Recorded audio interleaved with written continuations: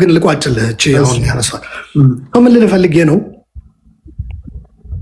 ምንም ዝግጅት አልተደረገም ተው ፓርቲ እናንተን ለዩ በሚባልበት ወቅት ጭራሽ ወደ ዘመናዊ ወደ ሆነ ፖለቲካ መሄድ ሲገባቸው የውሃሊት ማርሽ ከተው የሌላ ብሔረሰብ አርቲስቶች ተወላጆች ሳይቀሩ ጭነው ወስደው ህወሓትና የትግራይ ህዝብ ምን ያክል አንድ እንደሆነ ህወሓት ደግሞ ሌሎች ኢትዮጵያውያንን ተቅሞ እንዲያውም ትግራይን ደሃ እንዳደረጋት እንዴ ሰው ብር አውጥቶ እንዴ ድህነቴን ይሉኝ ይላል ለዛውም መሰረቴ ነው በመትለው ህዝብ ማለት በእነሱ ቤት ምንድነው የትግራይ ህዝብ ተጠቅመዋል በልቷል ምናምን የሚባለው ውሸት ነው ብለን ለማስረዳት ነው የሚሉ ሲጀመር ህወሓት ላጠፋው ጥፋት የትግራይ ህዝብ የማይጠየቅበት ፖለቲካ ነው መፍጠር ያለበት አሁን ቅድም ዘግተነዋል የሌላኛው ስህተት ይሄ አንድ ላይ ጨፍልቆ አይቶ ዋጋ ያስከፈለው አይተነዋል ወደዛ እንመለስም ይሄ የሙጥኝ ብሎ ህዝቡ የኔ ነው ያለው የፈጠረው ስህተት ነው አሁን እየገመገምኩ ያለሁት ተው ሲባል ለዛውም ተው ስለዚህ ዘመናዊ ፖለቲካ መፍጠር የድርጅቱ ስም መቀየር አዲስ የፖለቲካ አስተሳሰብ ማምጣት በቃ መለስ ሲሄድ የመቆጣጠሪያ ጭንቅላቱን ይሄዱ የቲፒኤልኤፍ ከዛ ደግሞ ትልቁ ችግር የተፈጠረው አንድ ነገር ልንገር አይ ላቭ መለስ ኢዝ ብሪሊያንት በት መለስ በውስጥ በነበረው ስትራግል አቅም ያላቸው የትግራይ የህወሓት አመራሮች ሸኝቷቸዋል እነሱ መተካት የሚችሉ አቅም ያላቸው ሰዎች መሰብሰብ ላይ ደግሞ በህወሓትም በኢህአዴግም ደረጃ የተካሄደው ጉዞ ታውቀዋለህ ዝም ብሎ የካድሬ ይህን ያክል ቁጥር አደረስ ልክ እንደ ልማት የውሸት ዘገባ እንደሚቀርበው ሪፖርት በቃ ኖ የሚል ተው እየተሳሳታችሁ ነው የሚለው ሁሉ አባረው ምንም አቅም የሌላቸው ሰዎች ሰበሰቡና መለስ ሲሄድ ይሄ አቅም የሌለው ስብስብ ግራ ተጋባ አዲስ ሀሳብ ሊያመጣ የሚችልም ምንድነው ወደሚል የገባው የመለስ ሌጋሲ እኔ መለስ ሌጋሲ ልንገርህ መለስ በህይወት እድል አግኝቶ ቢመጣ እንዲህ አድርገን ያንተን ሌጋሲ ለማስቀጠልና ያንተን ሀሳብ ይዘን ለመምራት ሞክረናል ቢሉት አንበርክኮ ነው የሚገርፋቸው ሁኔታው ወቅቱን የሚመጥን ከኔ በኋላ የራሱ ሀሳብ ይዞ መጥቶ ታግሎ ለሀገሪቱም ለህዝቡም እኔ በተለይ የተወሰነ ርቀት የወሰድኩት ኢኮኖሚ የተፈጠረ እሱን ተከትሎ የተፈጠሩ ጥያቄዎችም ዲማንዶችም አሉ እሱን መመለስ የሚችል ሀሳብ እንዴት ማምጣት አቃታችሁ ነው የሚላቸው እኔ እኮ እኔ ለነበርኩበት ጊዜ ነው ያንን ሀሳብ የፈጠርኩት ግን እሱ ራሱ በዛ ሰዓት ላይ ብቃት ያላቸውን ትግራዋዮች ማምጣት እየቻለ ኃይለማርያምን በዛ ስልጣን አጅቦት የሆነ ነገር ይገባሉ እያስባሉ መለስ ዜናዊ በሰዓቱ በነበሩበት ሰዓት ቼክ ምናምን እያደረጉ እንደነበር አውቃለሁ ምክትል ጠቅላይ ሚኒስትር የውጭ ጉዳይ ሚኒስትር ኃይለማርያምን ፓወርፉል አድርጎ መልቀቅስ መለስ ዜናዊ ምን አስበው ነው ለምታስ አይደል ቅድም ነክቸልህ ነበረ አንዱ ክርክሩ የነበረው አንዳንዶቹ አሁን የተፈጠረ ኃይለማርያም አይነት አድርገው ሊያቀርቡ ሞከሩና አይ በመለስም ጊዜ እኮ ኃይለማርያም ምክትል አድርገን የመረጥነው እኛው ራሱ ምክር ቤቱ የኢህአዴግ ነው 180 ሰው ከመለስ ቀጥሎ ድምፅ ያገኘው እሱ ነው አይችልም ብላችሁ አይዋጣም ብላችሁ የምታስቡ ከነበረ በወቅቱ መለስም አይ አትምረጡት ማለት ይችል ነበር ኃይለማርያም አይችልም የተሻለ ሰው እናምጣ ማለት ይችል ነበር አይደለም ወቅቱ ህወሓትም መለስ እንዲገዳደሩ የሚችሉ አቅሞች ወጥተው መለስ ልክ ነው የሚሉ የስሜን የተሰበሰቡበት ነበረ በዛው ሞልድ በዛው ሞዴል ነው በሶስቱ ድርጅቶችም የተካሄዱ በተቀሩት የስ የሚል የማይገዳደር ምናምን ሌላው ቀርቶ የኢህአዴግስ በዚህ እንቋጨው አገሪቷ የሄደችበት ፖለቲካስ መለስ በ97 የተወሰኑ የፓርላማ ሰዎች ገብተው ይከራከሩት ነበር የጦፈ ክርክር ይካሄድ ነበር ከቅንጅትም ከምንም ከነመረራም ፕሮፌሰር ማን ነው በህይወት የሌለው የሀዲያው በየነ ጴጥሮስ ነበሩ አዎ ይሄ ቀረና በምን ተተካ 99% በነገራችን ላይ ህወሓት መቀለ ላይ ያንን ለማስቀጠል ሄዶ ሞከረ ብቻ ሳይሆን አሁንም ያንኑ ነው እያደረገ ያለው 99% ምን ወለደ በመረራና በፕሮፌሰር በየነ በልደቱም በሌላም ተወክሎ ይተነፍስ የነበረ የውስጥ ምሬትና ብሶት ከዛ ፓርላማ ገለለ ተደረገና አሸብር ወልደ ጊዮርጊስ የሚባል አንድ ሰው በግል የተወዳደረ ተብሎ ገባና የተቀረው መተንፈሻ አጥቶ ድንጋይ ይዞ ወደ አደባባይ መውጣት ጀመረ ኢህአዴግም በድንጋይ አባረሩ ፖለቲካው በኢህአዴግ ብቻ አይደለም ያቆረቆዙት፣ በተቀረው የሀገሪቱ ፖለቲካም ብሶት የሚተነፍስበት አቅም ያላቸው አደረጃጀት የፈጠሩ ምሁራን አቅም ያለ ከሀገሪቱ ፖለቲካ ገለል እንዲሉ ነው የተደረገው። ተቃውሞ እየተገደለ ተቃውሞ አያዋጣም፣ በሀገሪቱ ሰላማዊ ትግል አያዋጣም ብሎ ጫካ መውረድ ነው የሚያዋጣው የሚሉ ኃይሎች እንዲፈጠሩ ተደረገ። ኢህአዴግ ከጊዜ ወደ ጊዜ እየበሰበሰ እየቆረቆዘ ሄደ። በሀገሪቱ አቅም ያላቸው ፖለቲከኞች ተትተው ለአሻንጉሊትነት የተዘጋጀ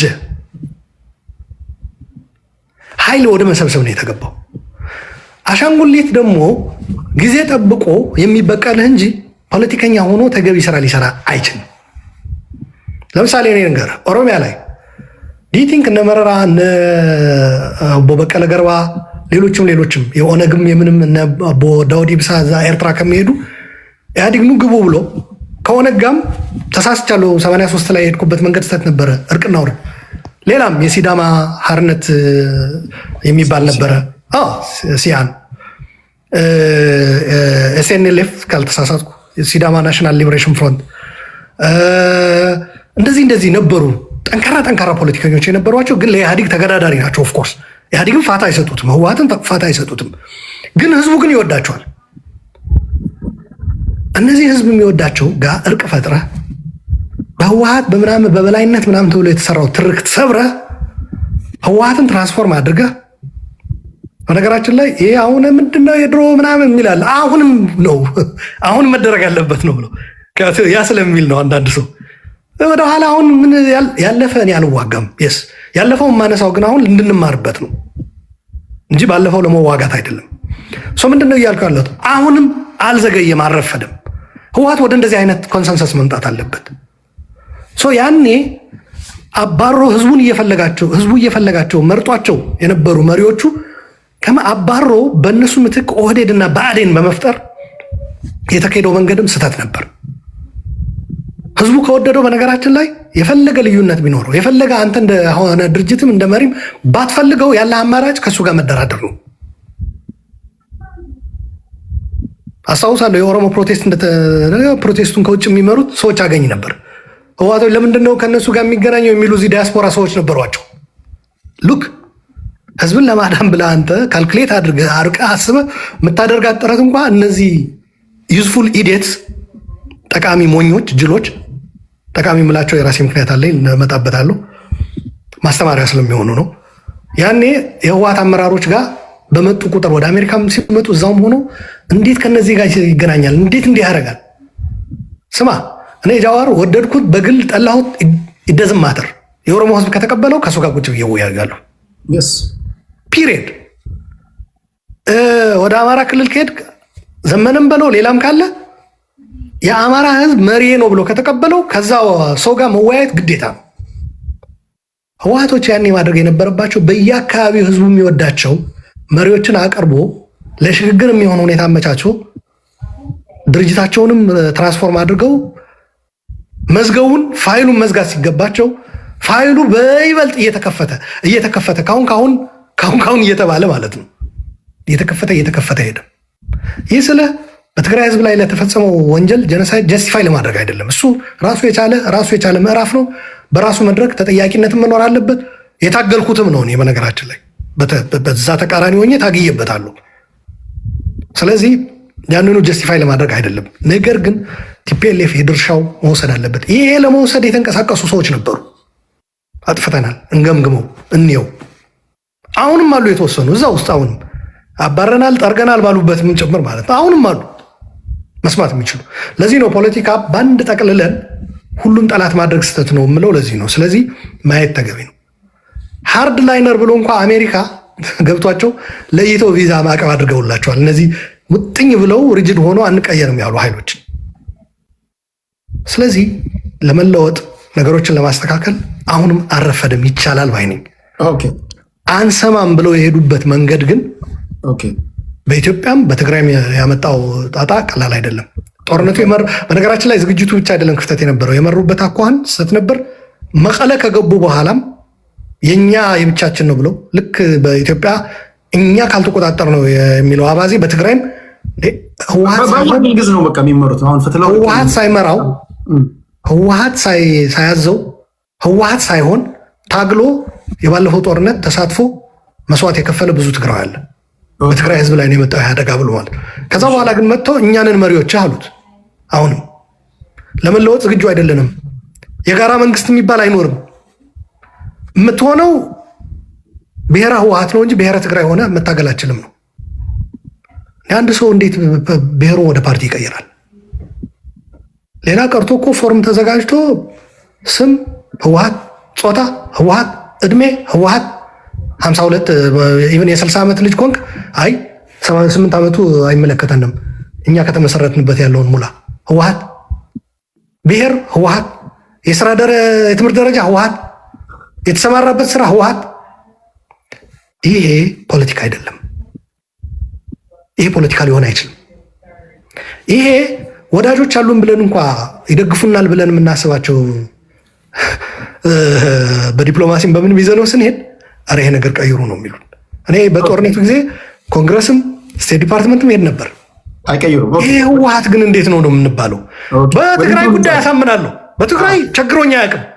ህወሓት የሚለው ነገር ስታቀርብ ግን አይ ይሄ ህወሓት የሚለው ነገር ይላል። በኢትዮጵያም እንደዛ ነው የገጠመን። በተለያየ የዲፕሎማሲ ስራም የቸግረን ያሉ መጨረሻ ላይ አሜሪካኖች ያሉት ነገር ልጨምርልህ። the support that we provide to the people of Tigray is non-transferable ነበር ያሉ።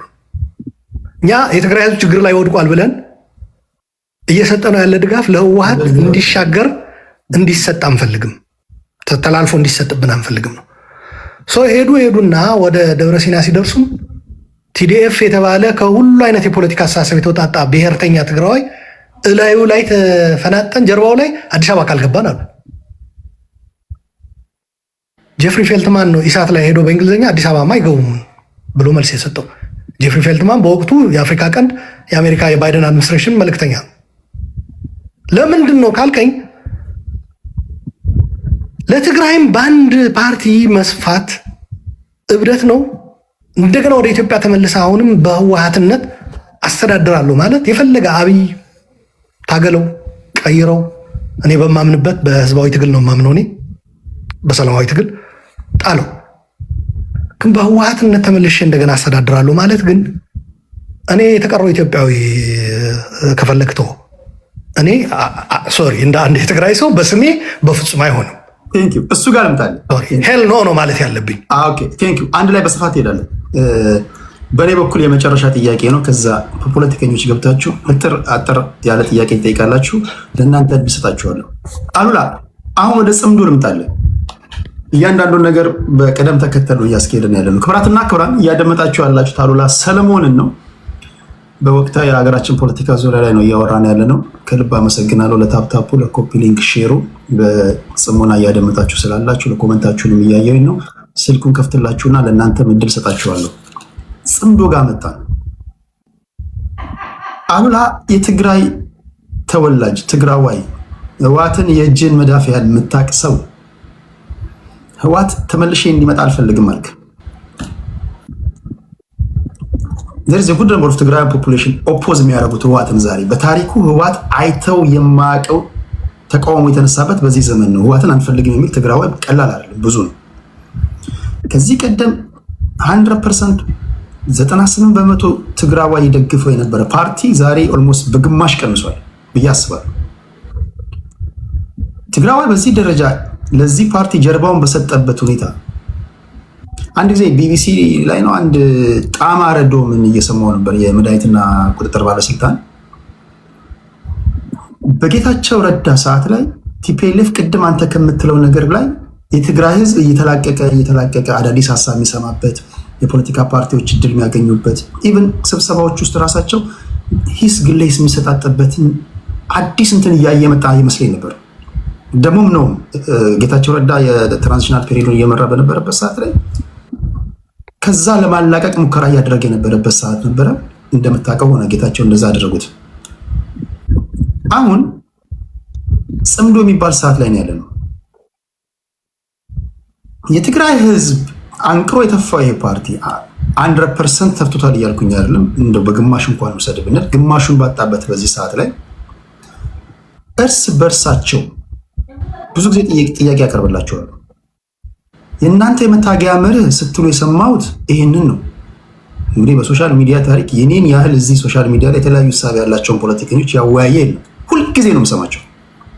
የመታገያ አጀንዳቸውን ሰማለሁ። ትላንት ከትላንት ወዲያ የነበረውን ሰማለሁ። ዛሬ ላይ ያሉበትን ሰማለሁ። የአንዳቸው የመታገያ አጀንዳ ከአንዳቸው ጋር የሰማይና የምድር ያህል ልዩነት አለ። በዛ ላይ ይዛጋ ሻዕቢያ አለ። ጣማ ረዶም ቅድም ጀምሬ ተኩልህ ቲፒኤልኤፍ ከጌታቸው ረዳ በኋላ ክልሉን ከተቆጣጠረ በኋላ ኤርትራን የምትመስል ትግራዋይ እየፈጠረ ነው ያሉት የሚል ንግግር ተናግሮ ነበር። መናገር አይቻልም፣ ከኛ ውጭ ማሰብ አይቻልም፣ ከኛ ውጭ መተንፈስ አይቻልም የሚል በሌላ አባባል ኤርትራን የምትመስል ትግራይ እየፈጠረ ነው ብሎ ነበር ጣማ ረዶ። አሁን ይሄ ፓርቲ በዚህ ምክንያት ጌታቸው ረዳን የቀመሰ ህዝብ ቲፒኤልኤፎችን በዚህ መንገድ ነው ጀርባውን የሰጠው ልላችሁ ፈልጌ ነው። ስል ገብቶበታል መሰለኝ። ሲመጣ እመለሳለሁ። ታፕታፕ አድርጉ አሉላ እስክትመለስ ድረስ ለሌሎች ፖለቲከኞች ኦኬ ተመልሷል። አሁን ቲፒኤልኤፍ በዚህ ደረጃ አንተ እንኳን እንዲመጣ አልፈልግም እያልክ ትላንት ከትላንት ወዲያ ትታገለት የነበረውን ፓርቲ ጀርባን በሰጠበት ሰዓት ላይ ሌሎቹ ጥምረት ፈጥረው ወደ አዲስ አበባ እናምጣህ እያሉት ነው። ሻዕቢያም አለ፣ ሳፍ አለ፣ የሱዳን አርሚ ፎርስ እንደገና ዋናው ጣቢያ ከግብፅ እንደገና እንገምታለን። ፖይንት ምንድነው? እስኪ የጽምዶን ሁኔታ አሉላ ሰለሞን እንዴት ነው የምትገልጸው? እስኪ ንገረን። ያው በነገራችን ላይ ስለ ህወሓት ቅድም በገለጽከው ሀሳብ ስማማለሁ። በደንብ የሚያውቀው ምናምን ያልከው በዚህ አጋጣሚ ሰዎችም እንዲያውቁ ለማዕከላዊ ኮሚቴ ህወሓትም ተጠቁሜ ነበረ በጉባኤ 13ኛው ይመስለኛል 14ኛ የሆኑ ተለያይተው ያካሄዱት ነው። 13ኛው ከጦርነት በፊት የተካሄደው በ2018 2010 11 ይመስለኛል በሀበሻ አብይ እንደመጣ የተካሄደው ማለት ነው። ከዛ እንደ ኢህአዴግ ሐዋሳ ሄደው የተሳተፉበት እዛ ላይ ለማዕከላዊ ኮሚቴም ተጠቆሜ ነበረ። ምንም ተቃውሞም አልቀረበብኝም። በነገራችን ላይ ኔጌቲቭ የሚባል ምንም፣ ሁሉም የሚያደርገው ትግል የሚያደርገው ሁሉ የአካዳሚያዊ ዝግጁነቱም አድንቀው ምናምን ነው። ግን አንድ ዳያስፖራ ነው ይመጣል ወይ? እንዲያውም ደብረጽዮን ምን እዚህም እኮ የትም ቦታ ድርጅቱ ከመደበው ለድርጅቱ ይሰራል የሚል ድጋፍ ከሰጡት ደብረጽዮን ነበር። የሚመራውም ስብሰባው ማለት ሊቀመንበሩ ባጭሩ ሁሉም ደግፏል። ግን ምንድነው አሉ ላይ የድርጅት እንትን የለውም ተባለ። ድርጅታዊ ባክግራውንድ የለውም እና ዋናው ነጥብ እሱ ነበረ እና በዛ ነው የተቋጨው። እና በዚህ አጋጣሚ አከብራችኋለሁ፣ አመሰግናችኋለሁ። አክብረው ራሳቸው በፍላጎታቸው እኔ ምረጡኝ አላልኩም፣ የፓርቲ መዋቅርም አልነበርኩም። እና ለማንኛውም ይሄ በዚህ አጋጣሚ ልግለጸው ብዬ ነው። እና በወቅቱ በቃ እንዳልኩ የድርጅት ሬከርድ አቅርቡ ሲባል እሱ እንኳ የለንም። አቅርቡ የተባሉትም ሰዎች እኔን ይከታተላሉ፣ ያጠናሉ፣ ሬከርድ ይኖራቸዋል ተብሎ የታሰቡ አሁን እንደሁላችሁም ያላችሁት እንስማማበታለን፣ እኛም አድናቂዎቹ ነን፣ ግን የለንም፣ አንዋሽም። ደግሞም ልክ ናቸው። ጌታቸውም ኧረ ከሌለ ምን እናድርግ አይነት አለ። ጌታቸው ረዳም እሱ ስብሰባውን ይመራ ነበር። ፕሬዚዲየም ይባላል፣ 5 ሆነው የሚመሩት ጉባኤውን። ደብረጽዮን፣ ጌታቸው ረዳ፣ ፈትለወርቅ፣ አርከበ ዕቁባይና አለም ገብረዋህድ ነበሩ አስታውሳለሁ። ከዛ እንዲያውም ምርጫው እንዳለቀ እንትኑ ጉባኤው እንዳለቀ ምርጫው ሲካሄድ አስመራጭ ተብዬ ደግሞ አስመራጭ ኮሚቴ ሆኜ ውጤት ቆጥር ነው ያደርኩት ልፈልጌ ነው። I was very close to them but I was not የፓርቲ ይሄ ኦርጋናይዜሽናል የምትለዋል አይደል በመዋቅር ምናምን እዛ ውስጥ ግን አልነበርኩም። and they are right, it's obvious አልነበርኩም። ከየት ይምጣ አትፈጥረውም። ግን ላሳደሩብኝ ፍላጎትና እንትን ግን ክብር አለኝ፣ አመሰግናለሁ። ፍላጎቱ ከራሳቸው እንጂ እኔ ምረጡኝ ብዬ ሲጀመርም ሊኖረኝ አይችልም። ውጭ ነው የምኖረው።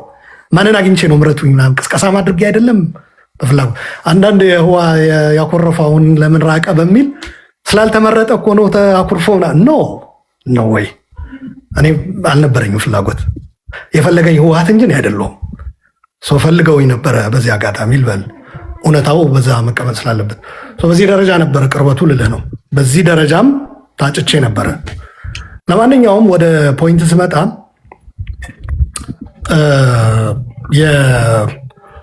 ህወሓት ሊደርሽፕ ስታግናንት መሆኑ ለለውጥ ዝግጁ አለመሆኑ ብዙ ነገሮችን አበላሽቷል። ይህ ስለ ብልጽግና የሄደበት ወይም የአብይ አህመድ ለውጥ ለምን አልተቀበለም በሚል መንፈስ እንዳይወስዱት ሰዎች ነው። የራስህ ለውጥ እኮ ያስፈልግሃል። እስኪ በቃ ሌላው ይሄ እኛ ላይ የሚንጨረጨረው እንርሳውና እስኪ ወደ ራሳችን እንይና ምን እናድርግ ማለት እኮ ይቻላል። ይሄ ሌላው የሚተቸው ምናምን ጥላቻም ያለበት እርሳው። አንድ ሰው እኮ ቴዲ ስለጠላህ ለሱ ብዬማ አልቀየርም አትልም። እሱ እንዳለ ሆኖ እስኪ ራሴ ደግሞ ትላለህ። ቴዲን እንዴት ያየዋል በሚል ደግሞ ትሄድበታለህ። ከህዝቡ የመነጠል ነገር እየሰፋ የመጣው ይሄ ነው ብዬ ወስዳለሁ። በተለይ ትምህርት እንደምታውቀው የክሪቲካል ቲንኪንግ ምንጭ ነው። ክሪቲካል ቲንኪንግ በአማርኛ ምን እንደሚባል አላውቅም። ነገሮችን በአንክሮ በእንትን ማየት ማለት ነው። ይሄ ባይሆንስ በጭሩ ጭንቅላትን መጠቀም ነው። ትምህርት የሚሰጥ እድል ያ ነው። በነገራችን ላይ ሌላ ጭንቅላት አይገጠምልህም እኮ ያለህን እንድታሰላስል የዛ አይነት ትውልድ ቲፒኤልኤፍ ቦታ እያጣ ሄደ። በቲፒኤልኤፍ ውስጥ ስታግናንት የሆነ አሁንም የድሮዋ ዘፈን፣ አሁንም የድሮዋ መፈክር፣ የድሮዋ ህወሓት ፍላግ አርማ በመያዝ ነው። አሜሪካ ውስጥ የኮንፌዴሬትድ እንትን የሚባል ፍላግ አላቸው አንዳንዶች። እሱ ነው መቀጠል አለበት ይላሉ። ሌሎቹ ደግሞ ሊበራል የሆኑት ደግሞ ኖ ወደዛማ እንመለስም፣ ያ እኮ እናንተ ገዢ ሆናችሁ ሌላው ባሪያ የነበረበት ዘመን ነው፣ ያ ደግሞ አይመለስም ነው። ይሄ በሀሳብ ይፋጫሉ፣ አሁንም ድረስ አለ። ነገር ግን ወደዛ ግን ተመልሰው አይሄዱ፣ ግልጽ ነው። ስለዚህ አዲስ መንፈስ አዲስ አስተሳሰብ ሲመጣ የቆየው አረጌው መነቃነቅ እንደጀመረ ወንበሩ ሲገባው ይሄማ እኔን ለማድረግ ከዛ ፖለቲካል ካልቸሩ በጣም መጥፎ ነበር። ህወሓት የወጣህ ቀን ገደል ነው። አሁን እንደኛ አይነቱ ማዕከላዊ ኮሚቴ ባይቀና ፍቅር አሜሪካ ሀገር ኑራለህ ምን አለ ምንም አትሆንም። ትሰራለህ፣ ትኖራለህ፣ ተምረሃል፣ ምን ይመጣል? በእኛ ሀገር ግን በተለይ በህወሓት ፖለቲካ እንዲራብ አደረግ ነው። ሜዳ ላይ ተጣለ የሚባል ፖለቲካ አላቸው። ሰው ዞር ብሎ እንዳያየው አደረግ ነው። የፖለቲካል ካልቸር እኔ የጭካኔ ፖለቲካ ነው የምለው፣ የሰብአዊነት ፖለቲካ አይደለም። የ93 የወጡት ሰዎች መኪና የላቸው በእግር እየሄዱ ምናምን እያሉ ለሌላው መቀጣጫ። ይህ በነገራችን ላይ ገምግመውታል። እዚህ በጌታቸው እንዳልከው ትንሽ የጊዜያዊ አስተዳደሩ የነበረ ጊዜ 60 ምናምን ቀን ተሰብስቦ አልነበርም። ፖለቲካችን ራሱ የጨካኝ ነው ተብሎ ተገምግሟል። አባይ ወልዱን አውርደን በባጃጅ ላክ ነው ብለን ስንሳለቅበት ነበር ብለው አንስተውታል። ምን ማለት ነው? ሲጀመር አንድ ሰው ከስልጣን መውረድ እንደ ሞት አድርጎ የሚያየው እንደዚህ አይነት ተግባራት ሲኖሩ ነው። አንዱ ፖለቲካውን መለወጥ አለበት የምንልበት ይሄ ነው። አንድ ሰው ሰርቼ እበላለሁ ማለት መቻል አለበት። ፖለቲካ ሰርቼ በምበላው ላይ ተጨማሪ ለህዝብ አገልግሎት ራሴ መስዋዕት ለማድረግ የምገባበት ነው መሆን ያለበት እንጂ ካለው ስልጣን ላይ እኖራለሁ ከሌለው ግን ያው ሬሳ ነው የምሆነው። ስለዚህ ሬሳ ለመሆንማ እዚሁ እየታገልኩ እየተታኮስኩ ልሙት ነው። ይሄ ፖለቲካ በጣም መጥፎ ነው። እንደ ኢትዮጵያም ነው፣ እንደ ህወሓት እንደ ትግራይ ብቻ አይደለም። የፖለቲካ መቀየር አለበት። ሰዎች ወጥቼ ምን እበላለሁ ብለው የሚያስቡ ፖለቲካ የሚመሩበት አገር ሊሆን አይችልም። እንዲያውም እኔ ከወጣው በኋላ ደሞዝ የቀነሰ የሚል ፖለቲከኛ ነው የሚያስፈልገን። ከፈለገ ይህንን ደሞዝ ውሰዱት የሚል ፖለቲከኛ ያስፈልጋል። 6 ወር ያለ ችግር ሰርቫይቭ የሚያደርግ ወደ ፖለቲካ የሚል ወጣቶች ሳልሳይ ወያኔ የሚባል ፓርቲ ያለ ሰምተው ይሆናል። ወደ አመራር የሚመጣ የ6 ወር ቢያንስ ስንቅ ሊኖረው ይገባል ብለው ህገ እንትናቸው አስገቡት። በእውነቱ እኔ ሪቮሉሽን ነው፣ ትልቅ ትራንስፎርሜሽን ነው። እውነት የሚገርም ነው። እኔ አደነቅኩት። አንድ ፓነል ላይ እየተሳተፉ ከድርጅቱ ተወክሎ የመጣ የፓነል ተሳታፊ እዚህ ሃርቫርድ የተማረ ልጅ ኃይሉ ከበደ ይባላል። የውጭ ጉዳይ ኃላፊ ነው የድርጅቱ። እሱ ሲናገር አጠገቤ ሆኖ ነው ያወቅኩት። ፖለቲካ የእንጀራ የእንትን ምንጭ ማድረግ መቆም አለበት። እኔ እንደውም ኢትዮጵያስ ማንም ፖለቲከኛ ለመሆን የሚነሳ ሰው በግል ህይወቱ ጥሩ ድህነትን ያሸንፈ መሆን አለበት። ካልሆነ ችጋሩን ለማራገፍ ብሎ ህዝቡን ችጋር ውስጥ የሚከት መሪ እኔ ይቅርታ አድርግልኝ በጣም አደገኛ መሪ ነው። ስለዚህ ከዛ መውረድ ማራገፉ ብቻ አይደለም፣ ስወርድ ስራገፍ ከስልጣን ደግሞ ያ ያራገፍኩት ድህነት ተመልሶ ይጎበኘኛል ብሎ የሚያስብ ከሆነ ችግር ነው። ህወሓት ትልቁ ችግር በኤፈርትም በምንም ከፖለቲካ ወጥተህ እንኳ ራሱ እንክብካቤው የጤና የደም ብዛትም የስኳርም የኩላሊትም ካለ የሚቀርብልህ መድኃኒት ካለ ይቆማል። አይ ትንሽ እኮ እዚህ ላይ ስህተት ነበረን ካልክ ወጣቶች ሆነን የራሳችን አቅም የራሳችን መኖር የምንችል ሰዎች ብንተቻቸው፣ አንዳንዱ ግን አትፈርድበትም። የእንትኑ ገመድ ነው የሚበጠስበት። የእንጀራ ብቻ አይደለም። አሁንማ በእድሜ የገፋ ሰው የጤንነትም ጉዳይ ነው። አንዳንዱ ደግሞ ዲፕ የኢኮኖሚ ትስስሩ ውስጥ ገብቶበታል። ንግዱም ምኑም ላይ እዛ ላይ ተጠላልፏል። ከዚህ ጋር ነው የምትገጥመው። ግጥሚያው ጌታቸው አይ ቲንክ ግጥሚያውን አልመረጠም የሚሉ ሰዎች አሉ። ይህንን ለመግጠም ሲነሳ እንዴት ደፈረ ሁላ የሚሉ አሉ። አንዳንዶቹ ደግሞ ኧረ አልደፈረም ዝም ብሎ ታባረው የትኛውም ሌበር ፎርስ ውስጥ ገብቶ መስራት ቢችል ሰው። አዎ። ስለዚህ ለማንኛውም ልል ፈልጌ ነው ይህ ፖለቲካ የጭካኔ ፖለቲካ ነው። እገሌን እንዳደረግነው እናደርግሃለን ነው የሚባለው። ጌታቸው የነገብሩ ዕጣ ይደርሰዋል ተብሎ ነበረ። ግን ያው ፌደራል ጋር ሄደና አማካሪ ሆነ። ኦን ፔሮል ጤንነቱም ይከታተላል። ግን ተፈልጎ የነበረው ከፔሮል ውጭ ሆኖ የጤና ችግርም ገጥሞት በቃ በስብሶ እንትን እንዲል ነበር። ቢያጣ ዩኒቨርሲቲ መምህር ይሆናል። ግን የእነሱ ፍላጎት ነው። ከኛ የወጣ ይላሉ። ከህዝብም የተነጠለ ከኢኮኖሚም እንትን ያለ አድርገን ሽባ አድርገን ሁለተኛ መፈጠሩን እንትን እስኪል ድረስ ማለት ነው እናደርገዋለን። ይሄ ፖለቲካ አይደለም ቴዲ፣ ይሄ ጭካኔ ነው። በዚህ ያለፉ ሰዎች ስለማቅ ነው ይሄ የምልህ። ዝም ብሎ ሃይፖቴቲካል አይደለም የምናወራው። አረጋሽና ገብሩ ሰው እንዳይጠይቃቸው ስራ ሊያስቀጥራቸው በግል እንኳ የራሱ ግል ድርጅት ያለው መንቀሳቀስ ተነግሮ ተው ድርጅት ልታጣ ካልፈለግ ተብሎ አይ እናንተ ጋር መነካካት ችግር አለ። ይሄ ፖለቲካ መቀየር ነበረበት። ጽምዶ እንዳትረሳ። በዚህ ፖለቲካ ምክንያት ብዙ ቤተሰቦች ተጎድተዋል። ብዙ ሌላው የጭካኔ ምልክቱ ደግሞ ህወሓት በመሪ በፖለቲካቸው ስትገጥማቸው በግል ህይወትህ ነው የሚመጡት። እገሌ እንዲህ ነው፣ እገሌ እንዲህ ነው፣ እንዲህ ያደረገ፣ እንዲህ ወለደ፣ እንዲህ አገባ፣ እንዲህ ቁርሱ እንዲህ ነው፣ ምሳው እንዲህ ነው፣ እራቱ ልብስ የሚለብሰው ማታ እንደዚህ አይነት ነው፣ የሚኖርበት የሚተኛበት ቤት ፕሮግራምና ፖሊሲ የሚባል ቀርቶ የህወሓት ጽሕፈት ቤት አሁን የሚያመርተው እንደዚህ አይነት ሰዎችን ነው አሲዞ እችን ቴዲ እንዲህ አለ እችን በሉት። ያው እሱ እኮ የማያሳድጋቸው ልጆች አሉት እንዲህ በሉት። እውነት እንኳ አይደለም በውሸት በእውነት እንኳ ራሱ ይሄ ፖለቲካ ሊሆን አይችልም። ውዳቂ ነው። የቲፒኤልኤፍ ጽሕፈት ቤት ምን ያክል እንደተግማማና እንደሸተተ ነው የሚያሳየ። በዛ ደረጃ ወርዶ አፈቀላጤዎችን አሰማርተው ዩቱብ ላይ ያሰቅለዋቸው ይሄ ሲያወሩም ይውላሉ።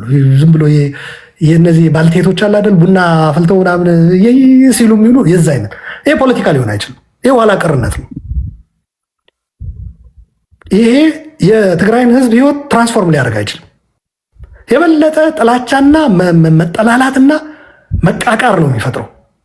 በነገራችን ላይ አጠፋለሁ ያልከው ሰው ከሚጠፋ አጥፍቶ እንትን ማለት ነው የሚፈልገው። በእያንዳንዱ ቤት የገባ ፖለቲካም ፈጥረዋል። በእንደዚህ አይነት ሁኔታ ፖለቲከኞቹ እርስ በራሳቸው ህወሓት ራሱ ተወና ትግራይ ህወሓት ራሱን ሊያሻገር የሚችልበት አቅም አጥቶ ነው መጨረሻ ላይ ገሚሱ ወደ አዲስ አበባ ገሚሱ ወደ አስመራ ሄደው። አሁን ብዙ ሰዎች እዚህ ላይ ነው መረዳት ያለባቸው። ጥምረት ወይም ዋሬቨር ጽምዶ ዋሬቨር የእንትን ስም የዳቦ ስም ጥምረት አቅምህና ዓላማህ ለይተህ የረዥም ርቀትና የአጭር ርቀት ፍላጎቶች አስምረህ የምታደርገው ጥምረት አለ። በረዥም ርቀት ደግሞ ሊያመጣው የሚችል ኮንሲኩዌንስ አጥንተህ ህዝብ ላይ ሊያስከትለው የሚችል አደጋ ያለፉ ደግሞ ስህተቶች እንዴት ነው አድሬስ መደረግ ያለባቸው ብለህ የምታደርገው ነገር ነው። እርስ በራስህ ተከፋፍለህ አጋዥ ፍለጋ ሄደህ የምትታቀፍበት ግን ጥምረት ሳይሆን አሽከር ነው የምትሆነው። ለምሳሌ ቤት ይኖርሃል። ይህ ቤት ትንሽ አርጅቷል ላስተካክለው ነው ብትል ቤቱን በማስተካከል ረገድ የተስማሙ ሰዎች አምጥተህ ልታስተካክለው ትችላለህ። ቤቱን ጥለህ ሄደህ ጭራሽ ቤቱንም የሚያፈርሱ የሚያቃጥሉ ሰዎች ጋር ተጠግተህ ቤቱ ካልተስተካከለልኝ ካልተጠገነልኝ ብለህ አጋዥ ፍለጋ እዛ ስትማስን ብትኖር ያ ቤት አይጠገንም። ቤትም ታጣለህ፣ የዘላለም አሽከር መሆነ ነው የምትኖረው እዛ ሰው ቤት ጋር ሄደ ማለት ነው። አሁን እየታየ ያለው ያ ነው። የሌሎቹ አላቅም። ሌሎች እዛ ውስጥ የገቡት በየብሔራቸው ያሉ ሰዎች ቢናገሩበት እዛ ላይ ገብቼ መፈትፈት አይ ቲንክ ተገቢ ነው ብዬ አላምንም። የትግራይና የህወሓት ግን ስለማውቀውም ስለሚመለከተኝም ልናገር። ይህ ማለት አገራዊ በኢትዮጵያ በሆነው ጉዳይ አልናገርም ማለት አይደለም። ብሔሮችን ነጥዬ ግን እገሌ የዚህ ብሔር እዚህ ታጋይ እያልኩ ግን አልገባም ልንፈልጌ ነው እንጂ ኢትዮጵያ ላይ ሊያስከትለው የሚችል ችግር ጣጣው እዛ ላይም ከትግራይ አልፌ በሚኖረኝ በሀገራዊ እንትን ስለሚነካኝ እዛ ላይም ህልውና ይነካል። የሀገሪቱ አካል ነኝ፣ ወገኖች አሉኝ በሀገሪቱ። ስለዚህ በቲፒኤልኤፍ ግን ስጀምርልህ ቲፒኤልኤፍ ተከፋፍሎ የራሱ ጸብ ይዞ ነው ወደየ አቅጣጫው ተበትኖ ሰው ቤት እየተጠጋ ያለው። ቤቱን መስራት አቅቶት ማለት ነው። የተሰነጠቀ ያረጀ ቤት ማስተካከል አቅቶት ተበትኖ ጥሩ ቤት ሳይሆን ደግሞ የሚያፈስ ትንሽ ጥላ ያለችባት እዛ አስጠጉኝ ተከብሮ ምናምን ሳይሆን ደግሞ እየተዋረደ እየተሰደበ የዚህ አይነት ድርጊት ውስጥ ነው የገባው። ህዝቡንም እያዋረደ ህዝቡ ትናንት የገደሉት የዘረፉትን እልል ብሎ እንዲቀበል እያደረገ። በነገራችን ላይ እዚህ ላይ አንድ ነገር ልንገርህ። እነ ደብረጽዮን ወደ ሻዕቢያ እንደሄዱ ብቻ አድርጎ የሚያስብ ሰው አለ። እነ ደብረጽዮን መጀመሪያ ወደ አዲስ አበባ ነው የሄዱት። ሁለት ጽምዶ ነው የሞከሩት። ሰው እንዳይሳሳት ተመልካቾች፣ ብዙ ሰው ክሊር እንዲሆንለት፣ ደብረጽዮን የመጀመሪያው ጽምዶ ወይም ጥምረት ከፌዴራል መንግስት ፕሪቶሪያን ተከትሎ እሱ ፕሬዚዳንት እስከሆነ ድረስ ይፈልገው ነበር። ያቺ የነበረችው ትግራይ ለብቻዋ ተነጥላ ያካሄደችው ምርጫ የሚያጸድቅለት እና ፕሬዚዳንት ነው የሚለው ፌዴራል መንግስት እና በየቀኑ እሱን እያገኘ አይዞ ብሎ የሚያባብለው ምናምን ቢያገኝ ያኛው ጽምዶ ነበር ፕራይመሪ። ኢንፋክት ጌታቸው ወደ እነዛ ሄዶ ነበር፣ ወደ ሻዕቢያዎች። ደብረጽዮንም ለመክሰሻ ተጠቅሞ ጌታቸው እንዲያውም ወደ ሻዕቢያ ሄዶ ነበረ ብሎ ብልጽግና ላይ ሄዶ ከሶታል። ስልክ አላነሳ ብሎኝ አይ ቲንክ ከሻዕቢያ ጋር እየተገናኘ አንተንም እኛንም እያሴረብን ነው ብሎ አብይን ነግሮት፣ አብይ ለደብረጽዮን ትልቅ አሳይመንት አሸክሞ ነው የላከው ወደ ትግራይ። ጉባኤ አካሄዱና ጌታቸውን አባረሩት ነው ያሉ። ጌታቸውን አባረው ጉባኤ ካካሄዱ በኋላ ጉባኤው ህጋዊ አይደለም ተባሉ። ሉክ ወደ መጀመሪያው ግን ስመለስ የመጀመሪያው ሙከራ አውሮፕላን ወደ ትግራይ መጣ። የመጀመሪያው በረራ ተዘግቶ ያሲጅ ከበባ ምናምን በነበረበት ጊዜ ምንም በረራ አልነበረም። ኦፍኮርስ እነ ጌታቸውን ወደ ፕሪቶሪያም ወደ ጅቡቲ የሚወስዱ በረራዎች ነበሩ። የጦር መሳሪያም ምንም ውጊያም በአውሮፕላን ነበረ። ሰላማዊ ኮሜርሻል በረራ ግን መጀመሪያ የመጣው እነ ታገሰ ጫፉን፣ የአየር መንገዱ መስፍን ጣሰው፣ የቴሌኮሟ ፍሬዎት ምናምን እነዚህ ጭኖ ትግራይ ላይ አገልግሎት ለማስጀመር ተብሎ ጭኖ ላካቸው። አብይ እንደገቡ ደብረጽዮን ተቀበላቸው። ምክንያቱም ያኔ ስቲል ሂዝ ፕሬዚዳንት አክቲቭ ነው። ጊዜያዊ አስተዳደር አልተመሰረተማ በፕሪቶሪያ መሰረት። ምክንያቱም የደብረጽዮን ፕሬዚዳንትነት የነበረው የሚያበቃው በፕሪቶሪያም ፈርሷል ስለተባለ አዲስ ጊዜያዊ አስተዳደር ሲቋቋም ነው እና ፕሬዚዳንት ሲመጣ በሌላ ሲተካ ነው። እና ለማንኛውም እዛ ሄዱና ሲያናገሩት ደብረጽዮን ከረሜላ የተሰጠው ህፃን ልጅ ነበር የሚመስለው። ካንት ብሊቭ ኢት። ይህም ምለው እኔ ደብረጽዮን ጋር በግል ጸብ ኖሮኝ አይደለም፣ ኔቨር። እንዲያውም እኔ ምንም ደብረጽዮን ምንም በዚህ ነው በዚህ ተጣልተናል ምለው ነገር የለኝም። ኦር ያላደረገውን ስሙን ለማጥፋትም አይደለም። ፖለቲካ ነው እያወራ ያሉት፣ ግል ህይወቱ ውስጥ አልገባውም። የደብረጽዮን ልጆች የደብረጽዮን ሚስት ቤተሰብ ኑሮ አይመለከተኝም። እነሱ ህዋቶች የዛ አይነት ፖሊሲ ስለሚከተሉ ነው ስለምጸየፈው እንደዛ አይነት ተግባር ውስጥ ግን በሚዲያ የተላለፈና በቪዲዮ ተቀርጾ የተቀመጠ ነው ምነግርህ። ከረሜላ የተሰጠው ህፃን ልጅ ነበር የሚመስለው። አብይን አመሰግነዋለሁ አለ። ቁስሉ ትኩስ ነው። ፍትህ አላገኘም ህዝቡ። ጊዜያዊ አስተዳደርም አልተቋቋመም፣ በጀትም አልተለቀቀም። ፍሬሽ ነው ያለው ሜሞሪው። አብይን አመሰግናለሁ ሲል ግራ ተጋባን። ዋስጎ ይሆናል ለካ አጅሬ ዲፖዚት ነበር እያስገባ የነበረው ለፕሬዚዳንትነቱ። አብይ አመሰግናለሁ አለ። ሰዎቹንም ዝም ብለን የተጣላ ነው አላቸው። የሚያጣላ እኮ ነገር የለም፣ ፖለቲካ ነው ያጋጨን። ፖለቲካ እኛ ጀነሳይድ እንደተፈጸመብን ነው ምናምነው። በቃ ፖለቲካው ነው። ፖለቲካ ደግሞ ተቀራርበን መነጋገር ነው ፊት ለፊት።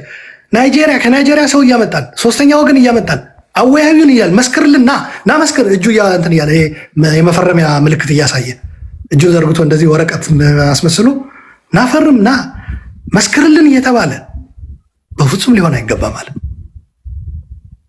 ይሄ የመጀመሪያው ጽምዶ ነው ከፌዴራል መንግስት።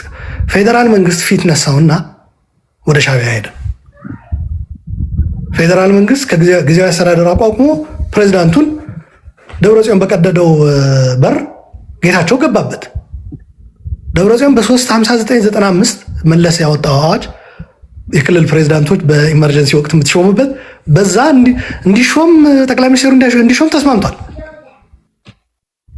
አብይ ግን ልክ ጉባኤ አካሄዱና ጌታቸውን አባሩ ብሎ ህጋዊ አይደላችሁም እንዳላቸው ልክ እንደዛ ያቺ አዋጅ ወሰደና ከደብረጽዮን ጌታቸውን ሾመባት። በደንብ አድርጎ ነው እንትን ያላቸው። አብይ በደንብ አድርጎ ነው የተጠቀመበት በመካከላቸው የተፈጠረውን ክራክ የስልጣን እነዚህ ሰዎች የጦርነቱ ማግስት ስልጣን ሽኩቻ ውስጥ ነው የገቡት። ስልጣን ያልኩ ደግሞ ቅድም ዘርዝሬዋለሁ ምን እንደሆነ ትርጉም ሀብት ነው፣ ጸጥታ ነው፣ ክብር ነው፣ ፕሮፓጋንዳው ምኑም የመቆጣጠር ነገር ነው። በጌታቸው ላይ አብይ ጌታቸውን ሲሾም መሆን የነበረበት ፖለቲካው ጤናማ ቢሆን ኖሮ ሰየው እንኳን መጣ ከጎንህ ነን፣ ተመርጠሃል፣ መሪያችን ነህ፣ ተቀብለናል፣ አብረን እንስራ፣ ህዝባችንን ከዚህ ጦርነት ካደረሰበት ሰቆቃና መከራ ስብራት እናውጣው። ስልጣን ስና ቢግ ዲል ማለት ሲገባቸው ጌታቸው ላይ ትግል ተጀመረ። አብይ በፈለገው እየሄደለት እንደሆነ በደንብ አየ። ያችኑ መመገብ ብቻ ነው የሚጠበቅበት። ከዛ ደብረጽዮን አዲስ አበባ ሄደ ጌታቸውን አውርድልኝ ብሎ አዲስ አበባ ሄደና ጌታቸውን አውርደው እንጂ በምትኩ ጊዜያዊ አስተዳደር ከብልጽግና ከሰራዊትና ከህወሓት እናቋቁማለን። አሁን በነገራችን ላይ ከብልጽግና ጋር መስራት ከሃዲነት ነው አይደል የሚያስብለው። ከብልጽግና ጋር መንግስትን መስረት ብሎ የጠየቀ ደብረጽዮን ነው። ትግራይ ላይ የተፈጠረው የፖለቲካ ልዩነት ነው ብሎ የካደ ደብረጽዮን ነው። ይሄ ማን ቆጥሮት ነው 1 ሚሊዮን ምናምን የሚባለው ብሎ የተናገረ ደብረጽዮን ነው። ክህደትና ምን በዚያና በዛ የተፈራረጁት ክህደት ካለ ህወሓት እንደ ህወሓት አመራሩ የትግራይን ህዝብ ክዷል። ከምርጫ ቦርድ ደብዳቤ ተቀብሎ ሄዶ ደብረጽዮን ከምርጫ ቦርድ የህወሓትን ወደ 1 ወር ልጅ የሚቀይር ከ50 ዓመት ወረቀት አንጠልጥሎ ሄደና ምንድነው ያደረግከው ሲሉት እና አልቀደው ነው ያለው። ምንድነው ግን ያ ያደረገበት ካልከኝ ሂዱ ጉባኤ አካሄዱና አባሩት ስላለው በዛች ወረቀት እነጌታቸው ሊመጡ ስለሚችሉ ብሎ ያችን ወንዝ ምንድነው ባምቦሃ ሄደው ሰውየው ራሱ ሳይኖር ሲቀር ድንጋይ ነው ምናምን ያስቀምጣሉ ወረፋው እንዳይወሰድባቸው። ይቺ ድንጋይ እናቶች የሚያስቀምጧት ወይ ጨርቅ ነገር ወረፋ እንትን ለማድረግ ነው ያችን ወረቀት ይዟት የመጣው እንዳይጠቀሙባት እነሱ። ከዛ ጉባኤ አካሄዱ ለማባረር ነው። የ1 ወር ዕድሜ ያላት መሆኑ ጠፍቶት አይደለም፣ ግን ያችን ወረቀት በመያዝ ነው ጉባኤ አካሄደን ጌታቸውን ማሰናበት የምንችለው ነው። ከዛ ጉባኤ ያካሄዱት ህጋዊ አይደለም ተባለ። ይህ ወረቀት እኮ ድርጅታችን ከ50 ዓመት ወደ 1 ወር የሚያወርድ ነው ሲሉት እንግዲህ ጉባኤው ለማካሄድ ይጠቅመናል፣ መቼም ጥየው አልመጣ ወይ አልቀደው ምናምን ያሉ ተቀብሎ መጣ። ፈርሞ ተቀብሎ ክህደት ነው ይሄ። በነገራችን ላይ ይሄ የጦርነቱ አጀማመርም ታሪክ ያዛባል። ይሄ ሰሜን እዝ ምናምን የሚባለው ነገር ኮምፕሊትሊ አድሚት እንዲያደርጉ ጥፋተኛ ነን እንዲሉ የሚያደርግ ምዝገባ ነው የተሰጣቸው። ያ ምዝገባ እነጌታቸው ቢቀበሉት ኖሮ የዓለማችን ኃጢአት ሁሉ እነጌታቸው ፈጸሙ ተብሎ አገር እያዝልን ይባል ነበር። እሱ ያደርጉት። ከዛ የተፈናቃዮች ጉዳይ ተፈናቃዮች ጉዳይ በሚገባ እንደ ካርድ ተጠቀሙበት። ድርጅት ካልዳነ ተፈናቃይ አይመለስም። ይህ ያለን ደግሞ ተፈናቃዩ ነው አሉ። ክህደት ነው ይሄ በተፈናቃዮች ላይ። ተፈናቃይ ወደ ቀዬ ልመለስ እንጂ ድርጅት ሆኜ ልመለስ አላለም። ድርጅት ሳይድን አንመለስም ብሎናል ብለው ገገሙ። ከዛ መንግስትኛ ወደ መንግስት ስልጣን ካልተመለስም ተፈናቃይ አይመለስም ወደሚል ዘመቻ ገቡ። ከዛው ምን አሉ? ተፈናቃይ የምትመለሰው አዲስ አበባ ስንደርስ ነው አሉት። ክህደት ያዝ። ከዚህ ተፈናቃይ WFP ባወጣው ሪፖርት 200 ብር ተቀበለው ነበር። ከተፈናቃይ ለህወሓት ማዳኛ ብለው ብር ሰብስቧል። ከዚህ የባሰ ክህደት እኔ በትግራይ ውስጥ የፈጸመ ትግራዋይ ይኖር ይሆን? ከተፈናቃይ ድንኳን ውስጥ ከሚኖር ጭቃ ላይ ከሚያደር በበሽታ ከሚሰቃይ ሰው የለጋሾች የዓለም ምነው እኮ የምልህ የራሳቸውም ሀብት አይደለም የለጋሾች ገበሬውም ራሱ ያመረተው አይደለም። ለጋሾች ከሰጡት ካፉ በመመንጠል ከዛም አልፈው እርዳታ ወደ መስረቅ ገብተዋል። በነገራችን ላይ የእርዳታ መስረቁ ጉዳይ እራሳቸው ያመኑበትም ተመርምሮ እርዳታ ተሰርቋል ተብሎ በዓለምም USAIDም እርዳታ ቆሟል። አሁን አንዳንዶቹ ኢትዮጵያ ማምን አምጣልኝ ህወሓትን ስትቃወም እገሌ እኮ እንዲሰርቋል ምናምን ይላሉ። እዚህ አሜሪካ እየኖርክ ህግ ባለበት ማለት ነው። ፍርድ ቤት እኮ መሄድ ይችላሉ እውነት ካላቸው። እዛ የሚደግፏቸው መሪዎች ግን USAID እንዲያውም እኔ በዚህ አጋጣሚ የራሴን ተሞክሮ ላካፍል ቴዲ፣ ጌታቸው ረዳን ይዤ ኮንግረስ ሄድኩኝ። በዚህ አጋጣሚ ዝም ብሎ ተራ ነገር የምንሰራ ሰዎችም አድርገው እንዳይወስዱ ሰዎች ለመጠቆምም ነው። ኮንግረስ ሄድንና ከኮንግረስ አባላት ጋር ተገናኘ። ሰላም አላለውም የኮንግረስ አባሉ። ሰላምታው ምን እንደነበረ ታውቃለህ? ወደ ትግራይ እርዳታ እየገባ ነው ብሎ ነው የጠየቀው። እጁን ሲጨብጠው ጌታቸው ፕሬዚዳንት ሆኖ መጥቶ ማለት ነው። አይ ቆሟል እኮ አለው። እየሰረቃችሁት ነው ያሉ። እነዚህ ሰዎች እጅ ከፈንጅ የዓለም የለገሰለት ህይወትን ሊያተርፍ ህይወት አድን የሆነች ነገር ካፍህ የሚቀማ ሌላ ወገን ሌላ ህዝብ ሰጥቶ በሰብአዊነት ያገኛት እርዳታ ከሌላ የመጣች የሚሰርቅ ከዚህ በላይ ክህደት ምን አለ? ከዚህ በላይ ስርቆት ምን አለ? ዓለም ያወቀው ፀሐይ የሞቀው። እየተነሱ ግን የህወሓት ጽሕፈት ቤት አፈቀላጤዎች አሉላ እኮ እንዲወስዷል ብር ከዚህ ምናምን መኸተ ማለት በቲዲኤ በኩል ይሰበሰብ የነበረ ብር ነው። እኛ የለንበት ማናቀውም ጭራሽ እዛ ማመራር አልነበርንም። የህወሓት ሰዎች ግን የሚመሯቸው ሰዎች እያወቁ እንደዛ ብላችሁ ክሰሷቸው ብለው ይልካል። ኦኬ ጣራ ብለን እኮ ወደ ክስ ቢኬድ እኮ መጀመሪያ ክሱን የሚቃወሙት እነሱ ናቸው። ምክንያቱም የሚመሯቸው ሰዎች የእነሱ ሰዎች አብረዋቸው ያሉ የሰሩት ስራ ያውቃሉ። እዛ ላይ ጌታቸውም አንዱ ይሄ ጣራ ብሎ ነበረ። አንዱ የገጠመው ፈተናም ያ ነው እንዲጣራ እንዲወስዷል። አሜሪካ ለሚኖር ሰው እኛ እንግዲህ እንደምታውቀው አርሚ የለንም። ምግቤ ኃይል አይጠብቀኝም፣ እኔን ወይ ጆን መዲድ አይጠብቀኝም። እዚህ አሜሪካን ሀገር ነው ያሉት፣ ዋሽንግተን ዲሲ ነው ያሉት። ላስፈታ ላሳስር አልችልም። ስለዚህ ዓለም ያወቀው USAID እርዳታ ያቆመበት ዝርፊያ ፈጸሙ። የእርዳታ ዝርፊያ ተፈናቃዮችን ብር አዋጡ ብለው ከሚሰጣቸው እርዳታ ወስደው ድርጅት ለማዳኛ ብለው WFP የተባበሩት መንግስታት መግለጫ ወጣባቸው። ወንጀል ነው ብሎ በተለይ ደግሞ አስገድዶ መሆኑ። ይህ ሁሉ የሚፈጽም አመራር እየደገፈ ሌላውን ከሃዲ ሌላውን ዘራፊ የሚል ደጋፊ አለ እንዴ? ኮንግረስ ላይ ጌታቸው ረዳ ዘራፊዎች ናችሁ ተብሏል። እኔ ቆሜ እዛው ቆሜ ያለው እኔ ያገናኙት እኔ ነኝ ይዤው ሄድኩት ማለት እንትኑን ራሱ እንትኑን ያዘጋጀሁት ማለት ነው የሚመስለው። እንዲያውም ጌታቸውን ወስጄ ሆን ብዬ ሴታፕ አድርጌ እሱን አንድ ነገር በዚህ አጋጣሚ ልንገርህ፣ ህወሓቶች ትንሽዬ ነገር እንኳ ልዩነት እንድተቻቸው አይፈልጉም። ቆዳቸው ስስ ነው። በተለይ ከትግራይ ሰው ህወሓት ደግሞ ይደግፋል ወይ ይደግፍ ነበረ ብለው ከሚያስቡ ሲመጣ በጣም ነው የሚያማቸው። አሁን ድረስ እየሄደበት ያለ መንገድ እዚህ ከፌደራል ጋር እየሰራው ያለ መንገድ ተቃውሞ እየተቸውት ያለምንም ችግር አግኝቶ ሊያወያየኝ ይችላል የምለው ሰው ጌታቸው ነው። አሁን የጠቅላይ ሚኒስቴሩ አማካሪ ሆኖ እየፈጸመው ያለ ስህተት እየተቸውት ማለት ነው። ትግራይን ይሄ አያድናትም፣ ይሄ መንገድ ያንተ መንገድ። እንዲያውም እኔም አንተም አለቃህም በህዝባዊ አመፅ መጠራረግ አለባችሁ ብዬ በሚዲያ እመታቸው ሰው ነው። መጠራረግ አለባችሁ። ግን ጌታቸው ሀዝኖ ፕሮብሌም ትቶክቱሚ ያኔም ወስጄ ሳወያየው የሚመስለው ሆን ብዬ ላስተቸው የወሰድኩት ነው የሚመስለው፣ ላጋፍጠው ማለት ነው። ግን ምንድን ነው ችግር የለም፣ ምንም ችግር አልተፈጠረም። ሌቦች ናችሁ ግን ተብሏል። ኮንግረስ ሄዶ ሌቦች ናችሁ ተብሏል። በቃ እኮ እያጣራን ነው፣ እርምጃ ልወስድ ነው አለ።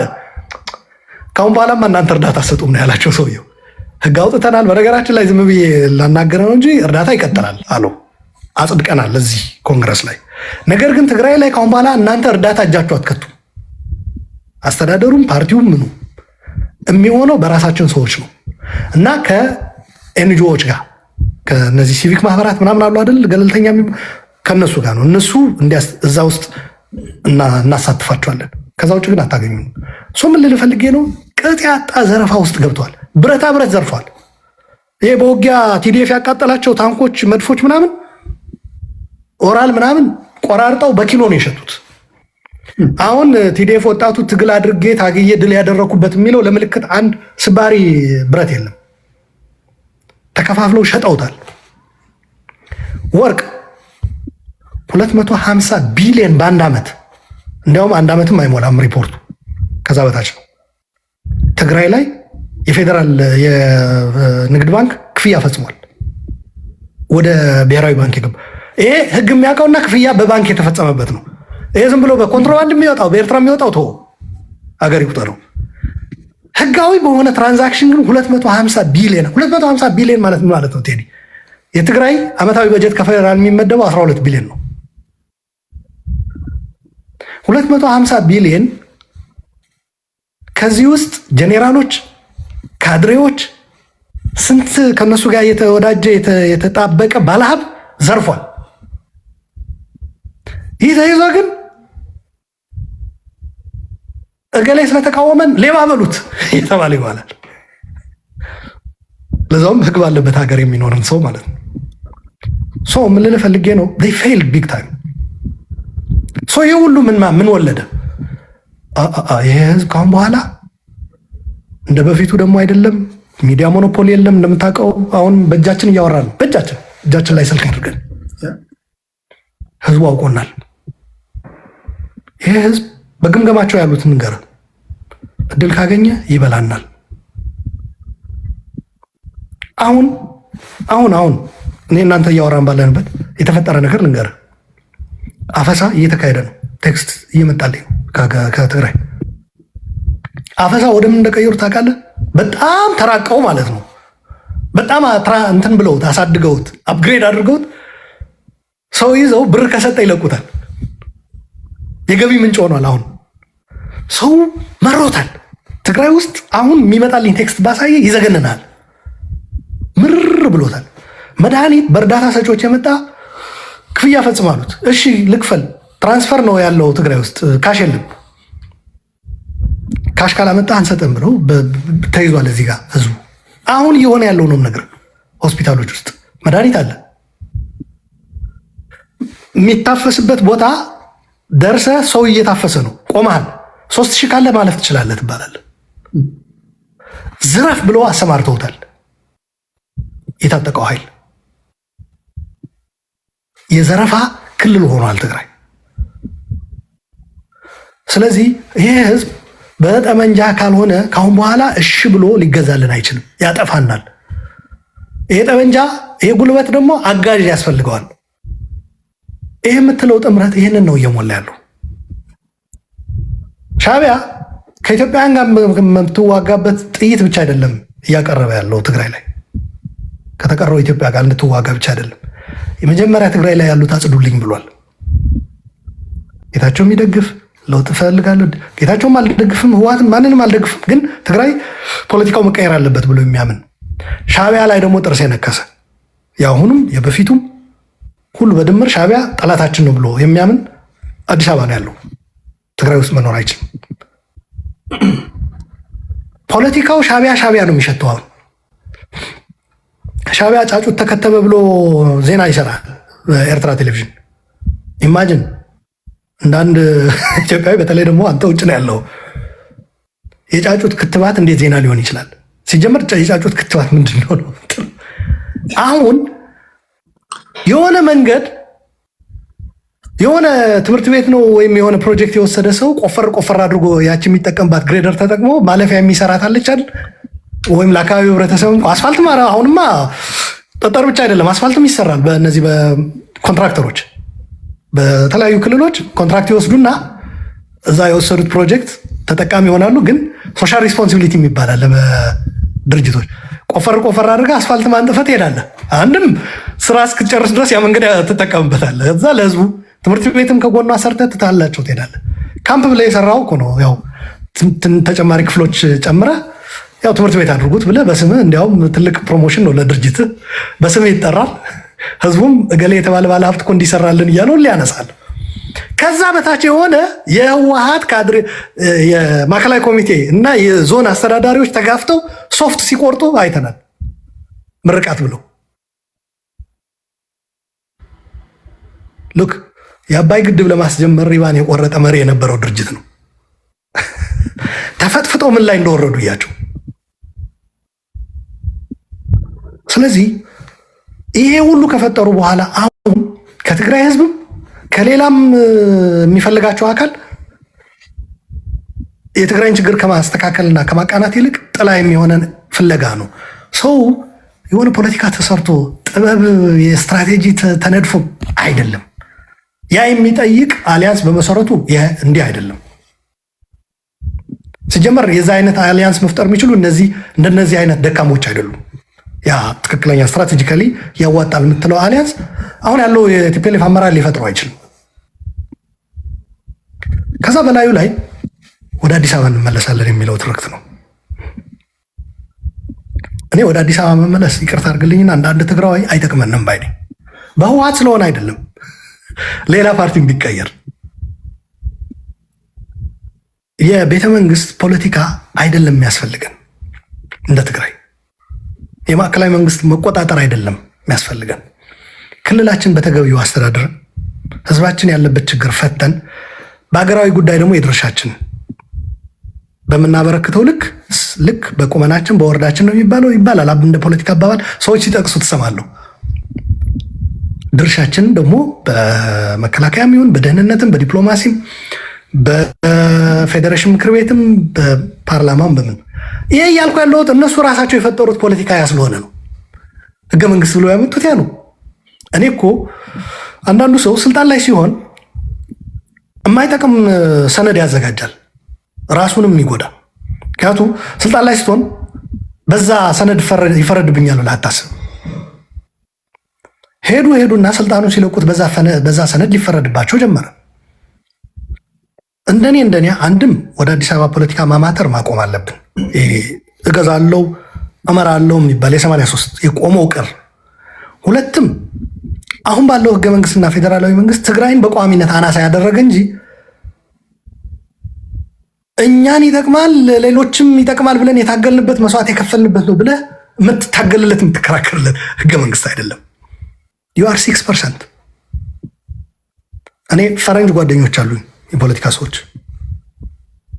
የአዲስ አበባ መግባት ምን ይጠቅመናል ይጎዳናል ብዬ ጠይቃቸዋለሁ። በፍጹም ነው የሚሉኝ። አያስፈልጋቸውም ነው የሚሉት እነሱ ማለት ሌላ የሀገር ውስጥ ፖለቲከኛ ብጠቅስልህ እሱ አማራ ስለሆነ ነው ኦሮሞ ስለሆነ ነው ምናምን ሊባል ይችላል። ኖ እናንተ ማይኖሪቲ በቋሚነት የሚያደርጋችሁ ህገ መንግስት ስትመሩ ቆያችሁ። ዩ ሎስት ዩር ዶሚናንስ። አሁን ተመልሳችሁ ብትሄዱ ያንን ዶሚናንስ የሚቀበል ፖለቲካ በኢትዮጵያ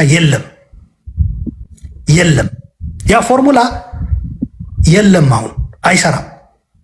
ከሆነ በዛ ወቀረጽከው ህገ መንግስት 6% ነኝ ብለህ ትገባለህ። ያም ያልተፈለገ ደም መፋሰስ እልቂት ለማስቀረት ነው ድርሻህን ይዘህ ማለት። ካልሆነ በቀጣይነት እልቂት የሚጋብዝ ግብዳ ክልል ፈጥረህ ለኦህዴድና ለብአዴን ሰጥተህ ስታበቃ የጦዘ ብሔርተኝነት ውስጥ ገብተው ክልላቸውን ይዘው አይደለም አሁን ያኔ እንኳ ደብረ ብርሃን ሲደረስ ክልላችን አትግቡ ነው የተባለው። አማራ ክልል ድብልቅልቅ ያለ ጦርነት ነው የገጠማቸው። ዋጋ እየከፈሉ ነው የሄዱት። 83 እንደዛ አልነበረም። 83 ሲጀመር አማራ የሚባል ክልል አልነበረም። የነበረው ጎጃም፣ ወሎ፣ ጎንደር፣ ሸዋ ነው። ሁሉም ቅሬታ ነበረው። የሚያውቅህ እንደ አማጺ እንደ ታጋይ እንደ በመከራና በስቃይ አልፈህ ለህዝብ እንደምታገል እንጂ 27 ዓመት ገዝተህ ችግር ነበረብህ የምትባል ሰው አይደለም። አሁን ግን እንደዛ አይደለም። ተቀምሰሃል። አለስ መቀየር ፎርሙላውን ካልቀየርክ፣ አመራሩን ካልቀየርክ፣ የፖለቲካ ድርጅት ስምህ ቀይረህ እንዳዲህ ራስህ አድሰህ ካልመጣ በስተቀር አምባሳደር የነበሩ ሚኒስቴር የነበሩ ጄኔራል የነበሩ ሰዎች አገር መርተው ችግር ፈጥረዋል፣ እነሱም ያመኑበት አዎ ችግር ፈጥረናል ያሉ ሰዎች ተመልሰህ እንደገና ይዘህ ለዛውም በተሳሳተ ስሌት ናፍቆት ተፈጥሯልና እኛ እየተፈለግን ነው አሁን በሚል ስማ አይደለም። እነዚህ አዛውንቶች ከነሱ በኋላ የመጡ መሪዎች በእድሜ ከነሱ ያነሱ እንኳን ራሱ በሌላ ከነሱ ባነሰ ለመቀየር ነው ሰው የሚፈልገው እንጂ የኋሊት ተመልሶ እንደገና አዛውንቶቹን መሾም አይፈልግም። በዛ ላይ የውጭ ዲፕሎማቱ በለው ሌላውን ቀጠናው የሚከታተሉ ሰዎች በክልልህ ተቀባይነት አጥተሃል ማለት ምንድን ነው መልእክቱ? እዛ ራሱ ዲሞክራታይዝ ቢደረግ ሌላ አማራጭ ይፈልጋል ህዝቡ የሚል ድምዳሜ ላይ መድረሳቸውን ያሳያል። ትግራይን እንዴት ትቀይራለህ? ትግራይን እንዴት ታሻሽላለህ? አሉላ ከነዚህ ጋር አሁን ነባራዊ ሁኔታ ይሄ ነው የምትናገረው። በክልሉ ቅቡልና ያላገኘ በትግራይ ህዝብ የተገፋ ፓርቲ ጋር የተጣመሩ እብዶች እንዴት ነው የምትገልጻቸው? ወደዛ ልመጣለህ ነው። በኢትዮጵያ ባለው ልየው ያልኩት ቅድም ለዛ ነው። ብሔሮች አማራ፣ ኦሮሞ ምናምን እያልኩ አልጠቅስም። ፋኖ ኦላ አልልም። አንድ ነገር ልንገርህ፣ ስትጣመር ቅድም እንዳልኩ በደንብ ታስቦበት ታቅዶበት ጥንካሬም ይዘህ ነው። በነገራችን ላይ ተጣማሪ ጠንካራ መሆን አለበት፣ የህዝብ ድጋፍ ያለው መሆን አለበት። ለምሳሌ ያን ነገር ልንገርህ፣ በትጥቅ በተለይ የተሰማሩት ኢትዮጵያ ላይ ለውጥ እናመጣለን በትጥቅ ትግል የሚሉት የትጥቅ ተጣማሪያቸው አስገድዶ ወጣት አፍሶ ነው የሚያታግለው ሲባል ምን ይሰማቸዋል? ለምሳሌ በፊቱ ጦርነት ትግራይ ላይ አስገድዶ ማፈስ አልነበረም። ህዝቡ እንዲያውም ቲፒኤልኤፎች በ3 ሳምንት ነው የተሸነፉት። ቆላ ተንቤን ወረዱ። ህዝቡ ግን ግፍና መከራ ሲበዛበት ታገለ። ወጣቱ በተለይ በራሱ ታገለ። ይህ ወጣት አሁን እኔ ያኔ የከፈለውን መስዋዕት የወሰነው ውሳኔ አደንቀዋለሁ። በጣም ነው ማደንቀው። ተገቢ ነበር። ምንም የምጸጸትበት ነገር የለም። ያኔ ታገል ብዬ ያታገልኩት መስዋዕት የከፈለ ቤተሰቦቹም እኔም ሌላውም ሊጸጸት አይገባም፣ ልንኮራባቸው ነው የሚገባ። ያኔ የቀረበልን ምርጫ አንድና አንድ ነው። ወይ መሞት ማለቅ ነው፣ ወይ ደግሞ ራስን እየተከላከሉ ራስን ማስቀጠል ነው። ያኔ እንደዛ ስትታገል ለአጋርነት የሚፈልጋ አካል እሱም በተመሳሳይ የማያፍስ ከሆነ አብረህ ትታገላል። ለምሳሌ ፋኖ አስገድዶ ማፈስ ቢጀምር ወይም ሌላ ኢትዮጵያዊ ኃይል አስገድዶ ማፈስ ቢጀምር ትግራይ ውስጥ ያለ ታጣቂ ኃይል ተሳስታል ሊለው ይገባል ባይ ነኝ። አስገድደህ የምታመጣው በጋራ በምናደርገው የጥምረት ትግል ሊሳተፍ ነው አይደል? ሰው የተገዶ ታፍሶ የገባ ታጋይ እንትን ይላል፣ አይታገልም። ገባ? ሰው ምን ማለት ነው? ጥምረቱ ችግር አለበት ማለት ነው። ጎዶሎ ጥምረት ነው። በጎዶሎ ጥምረት ደግሞ ልታሸንፍ አትችልም። የመጀመሪያ መሆን ያለበት በተቀሩት ኢትዮጵያውያን በሰላማዊ ይሁን በእንትን ትግራይ ውስጥ ያለ ችግራችሁ እስኪፍቱ መጀመሪያ ነው መባል ያለበት። ካልሆነ ኢቨን አብይን ለመገዳደር የምንጠቀምበት አቅም እኮ እያዳከማችሁት ነው። ለምሳሌ በኢትዮጵያ ደረጃ ለምታደርገው ትግል ትግራይ አስተዋጽኦ ማድረግ አለባት ካልክ ትግራይ ጤናማ መሆን አለባት። እፎይታ ማግኘት አለበት። የትግራይ ህዝብ ጥንካሬ ላይ መገኘት አለበት። ካልሆነ በተዘዋዋሪ ምን እያደረገ ነው? ትግራይ ያለው ኃይል ጸረ አገዛዝ ላይ የምታደርገው ትግል ደካማ አጋር ፈጥሮ እንድትሸነፍ እያደረገ ነው። በተዘዋዋሪ ደግሞ ለአገዛዙ ድጋፍ እያደረገ ነው። አሁን እኔ ወይም ደግሞ ትግራይ ራሱ ነፃ እንዳይወጣ በጥምረት ስም ትግራይ ላይ መከራ እያዘነቡበት፣ እሱም ደግሞ ልመጣበት ነው። እሱ በዛኛው ሳይድ ደግሞ እንምጣ። ሌሎች ተጣማሪዎች እየደከሙ እንደሆነ ሊረዳቸው ይገባል ባይ ነኝ። አገዛዙ ደግሞ ፋታ እንዲያገኝ የተፈቀደለት ነው። ሌላኛው ደግሞ የትግራይ ህዝብ እነዚህ ተጣማሪዎች ከደመኛ ጠላታችን ጋር ተጣምረው መከራችን እያራዘሙት ነው የሚል ግምገማ የያዘ የትግራይ ህዝብ እንዴት ነው በነጌቷ ኢትዮጵያ በሰላም ጥሩ ዝምድና ጥሩ ግንኙነት መስርተ ከዚህ ከደመኛው ጋር ከሆነ አካል ጋር ታግዬ መጥቻለሁ ብለህ ልታሳምነው የምችለው? አሁን የትግራይ ብዙ ፈተናዎች አሉ። ቁጥር አንድ የትግራይ ፈተና ውስጣዊ ነው። ከማንም በላይ የትግራይ መከራ እያስቀጠለ ያለው የህወሓት አመራር ነው። ስፔሲፊክሊ የደብረ ጽዮንና የፈትለ ወርቅ አመራር።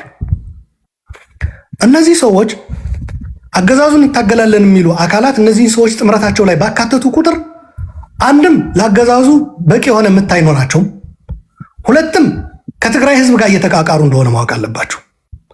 ለምሳሌ የጋራ ጥምረት ተብሎ እኛን ማሳተፍ የጀመሩ ኢትዮጵያውያን ነበሩ። ህወሓት ሄደና ከኔ ጋር የምትጣመሩ ከሆነ የኔ ያልሆኑ ሰዎች አታቅርቡ አላቸው። አንድ በአቅም ደረጃ ህወሓት የሚያቀርብላቸው አቅም ነው እየወሰዱ ያሉት። ትግራይ የምታቀርብላቸው ቤስት አቅም ቀርቶ ህወሓት የሚያቀርብላቸው ከእንትን ሲታጣ ይመለመላል ጎባጣ የሰጣቸውን ነው የሚጠቀሙት። ደብል ጂኦፓርዲ ማለት ይሄ ነው። በነገራችን ላይ ሁለት ቅጣት ወንጀል ላይ ደብል ጂኦፓርዲ ይባላል። በህግ ክልክል ነው። በተለያየ ወንጀል የተለያየ ቅጣት ሊኖር ይችላል። አንድ ወንጀል ፈጽመ ለዛ ወንጀል ግን ሁለት የተጠያቂ አትሆንም። ደብል ጂኦፓርዲ ነው የሚባለው። ደብል ጂኦፓርዲ ነው እየፈጸሙ ያሉት ትግራይ ላይ እነዚህ ሰዎች ሳይታወቃቸው። ሻዕቢያ እንደሆነ ያ ነው የሚፈልገው። በኢትዮጵያውያን መካከል መቃቃር እንዲኖር የሚፈልገው፣ አሸንፎ የሚወጣ ኃይል እንዲኖር አይፈልግም። ከግብፅ አንድ የተማሩት ነገር አለ። ሻዕቢያዎች ያኔ አማጺ ሆነው ከህወሓቱ ጋር ተጣምረው ሲታገሉ አማጺ ነበሩ። በነገራችን ላይ ያኔ ኤርትራ የሚባል ሀገር አልነበረም። 14 ክፍለ ሀገር ነበረ፣ አንዱ ክፍለ ሀገር ነበረ ኤርትራ የኢትዮጵያ። አማጺ ሆነው ኢትዮጵያውያን ሆኖ ማለት ነው። የኢትዮጵያ ሬብል ነበር የሚባሉት። ሻዕቢያዎችም ሲታገሉ ግብጾች ትግሉን ነበር የሚደግፉት እንጂ ሻዕቢያዎች አሸንፈው አገር እንዲመሰርቱ አቅም እንዲኖራቸው አይፈልጓቸውም ነበር።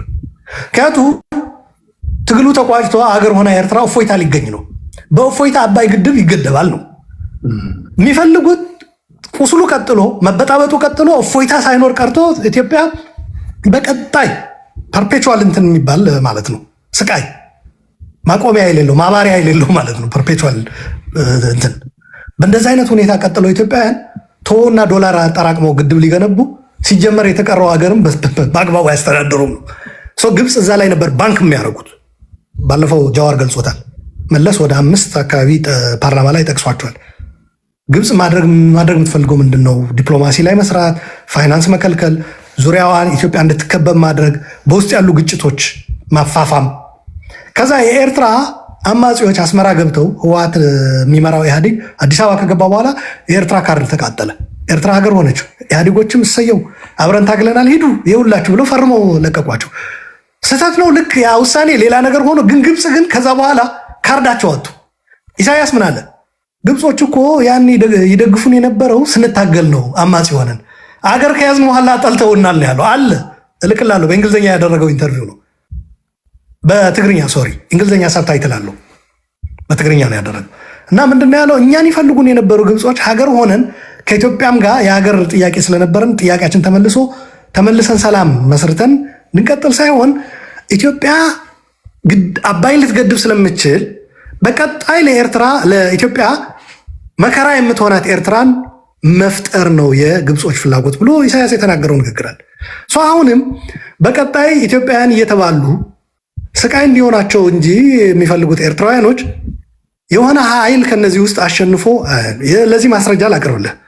የትግራይ የበላይነት በሚያቀነቅኑበት ጊዜ የሰበሰቧቸው ፖለቲካ ድርጅቶች ምን ይሏቸው ነበረ? በየተራ ኦሮሞውን ሲያገኙት ምን ይሉታል? እናንተ እኮ ትልቅ ህዝብ ናችሁ አይደለም? ኢትዮጵያ የአፍሪካ ቀንድንም መግዛት ትችላላችሁ። በአፍሪካ ቀንድ ትልቁ ህዝብ ኦሮሞ ነው፣ ከአፍሪካም ትልልቅ ከሚባሉ። ስለዚህ እናንተ ናችሁ መምራት የሚገባችሁ ኢትዮጵያን። ኢትዮጵያ የእናንተ ናት ብለው ይሸኟቸዋል። ይሄ የሚለው የማነ መንኪ የሚባለው የኢሳያስ አፈወርቂ አማካሪ ቪዲዮን ልክላለሁ። ያኔ ሰናይ ገብረመድህን ስብሰባው ላይ ነበረ። ጋዜጠኛው ያቅድም የነገርኩ ኤርትራ ቴሌቪዥን አማርኛ ፕሮግራም ይሰራ ነበር። ቲኤምኤች ላይ አንድ ያኔ ጋዜጠኛችን የነበረ አሁን ከሻቢያዎች ጋር ጥሩ ግንኙነት አለኝ ብሎ የሚያምን ሰው ነው ኢንተርቪው ያደረገው። እና ሰናይ የሚናገረው ምንድን ነው? ኢትዮጵያውያን ሻቢያ እያገዘን ነው ብሎ ነው የሚያምኑት ተቃዋሚዎቹ። ኢህአዴግ አለው። ተቃዋሚዎቹም ግን በየፊናቸው እያገኘ ነገ ጠዋት አገር እንዳይኖራቸው የሚያደርግ መርዝ ነው የሚሰጣቸው ነው ያለው። ኦሮሞዎቹ እንደዛ ብለው ይሸኙና አማራዎችን ደግሞ ይጠሯቸዋል። አማራዎችን ጠርተው ኤርትራውያኖቹ ምን ይሏቸዋል? እናንተ እኮ ኢትዮጵያን የፈጠራችሁ ናችሁ። ኢትዮጵያ እኮ የእናንተ ናት። ወያኔ መጥቶ ነጥቆ አባቶቻችሁ የፈጠሯት ኢትዮጵያ ነጥቆ እናንተ በፊት ገዢ ነበራችሁ፣ አሁን ተገዢ ያደረጋችሁ። ስለዚህ የሀፍት ክሌም ሪክሌም የነበራቸው የበላይነት ብሎ አማራዎችን ደግሞ የኢትዮጵያ አንድነት ሰብኮ ልባቸውን አሙቆ ይልካቸዋል። እዛ እኮ ኦሮሞ ሀገር ትመራለህ ብሎታል። ከዛ ትግራዮችን ይጠራና ትግራዮች ደግሞ እነ ደምሂት ወያኔ እዛ ሄዶ አዲስ አበባ ሄዶ ረስቷቸዋል።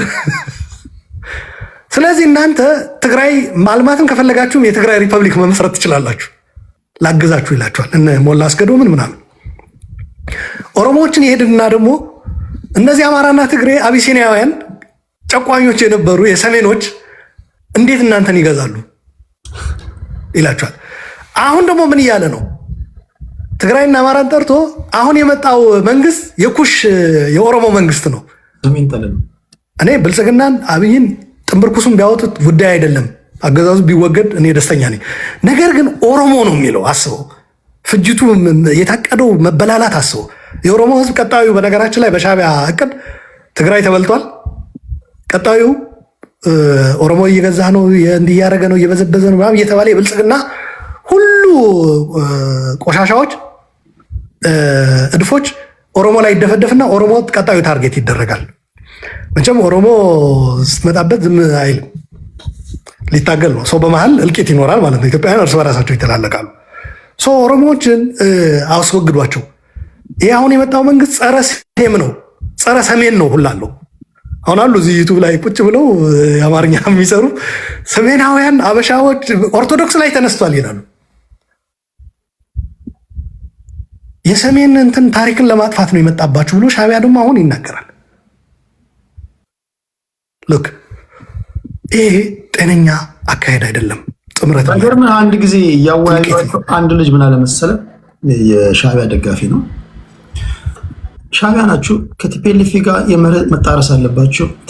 ፋኖ ናችሁ፣ ከሻቢያዎች ጋር በታሪክ ሂደት የምትጋጩበት ጉዳይ አለ። እዚህ ጥምረቱ ላይ ያለ ለምን አልነግርህም? ለምን ያለፈ ብቻ ነግርሃለሁ። ልንገርህ፣ 4 ኪሎ ከገባችሁ በኋላ በዚህ ጥምረት ላይ ገባችሁ እንበል፣ ምንድን ነው የምታደርጉት? አንዳችሁ ከአንዳችሁ ጋር የሚጣረስ ነገር ነው ያላችሁ ስላቸው እንዳይ ተቃል አምልጦት ልዩ የተናገረው ምን አገባን እኛ፣ የኋላ ኪሳቸው ላይ ቦምብ አስቀምጠን ነው ብሎታል። ነገር ልንገርህ፣ አሁን ባለው ለምሳሌ ምዕራብ ትግራይ ህዋቶች ምዕራብ ትግራይ ስላልተመለሰ ነው ብለው ነው መንግስት ያፈረሱት፣ ተፈናቃዮች ስላልተመለሱ ብለው። አሁን ህዝቡ እየጠበቀ ነው ያለው። ይኸው ነገ ጌታቸው አመጣችሁ፣ አባረራችሁ፣ ታደሰን አመጣችሁ ምንድን ነው ሲባል ዋናው በነገራችን ላይ ጌታቸው ላይ የወጣ የተፈናቃይ ይመለሱ ሰልፍ ታደሰ ላይ ደግሞ ሰብረው መስሪያ ቤት ጭምር የገቡ ነበሩ ተፈናቃዮች። መሮናል፣ በጅብ እየተበሉ ህፃናቶች በቃ ተብሎ ኃይለኛ ስሜት ውስጥ ገብተን ነበር። አሁን ዝም ተብሏል፣ ጸጥ ነው ያለው አሁን። ምክንያቱም ምዕራብ ትግራይ ለመመለስ ተፈናቃዮች ለመመለስ ነው። ከሻቢያ ጋር ሄዶ ግን የተዋዋሉት ልንገር፣ ምዕራብ ትግራይ ቀዳሚ አይደለም። እሱን ተውት። ሲጀመር ከፋኖ ጋር ያጣላናል። ምክንያቱም እዛ እኛ ካገዝናችሁ ፋኖ መሬታችን አሳልፋችሁ ሰጣችሁ።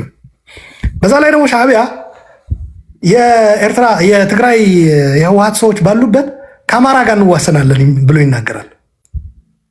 ከአማራ ጎረቤቶቻችን ይላል። ኤርትራ ከአማራ ጋር ጎረቤት ልትሆን የምችለው ምዕራብ ትግራይ ወደ አማራ ክልል ከገባ ነው፣ ወልቃይት ሁመራ ማለት ነው።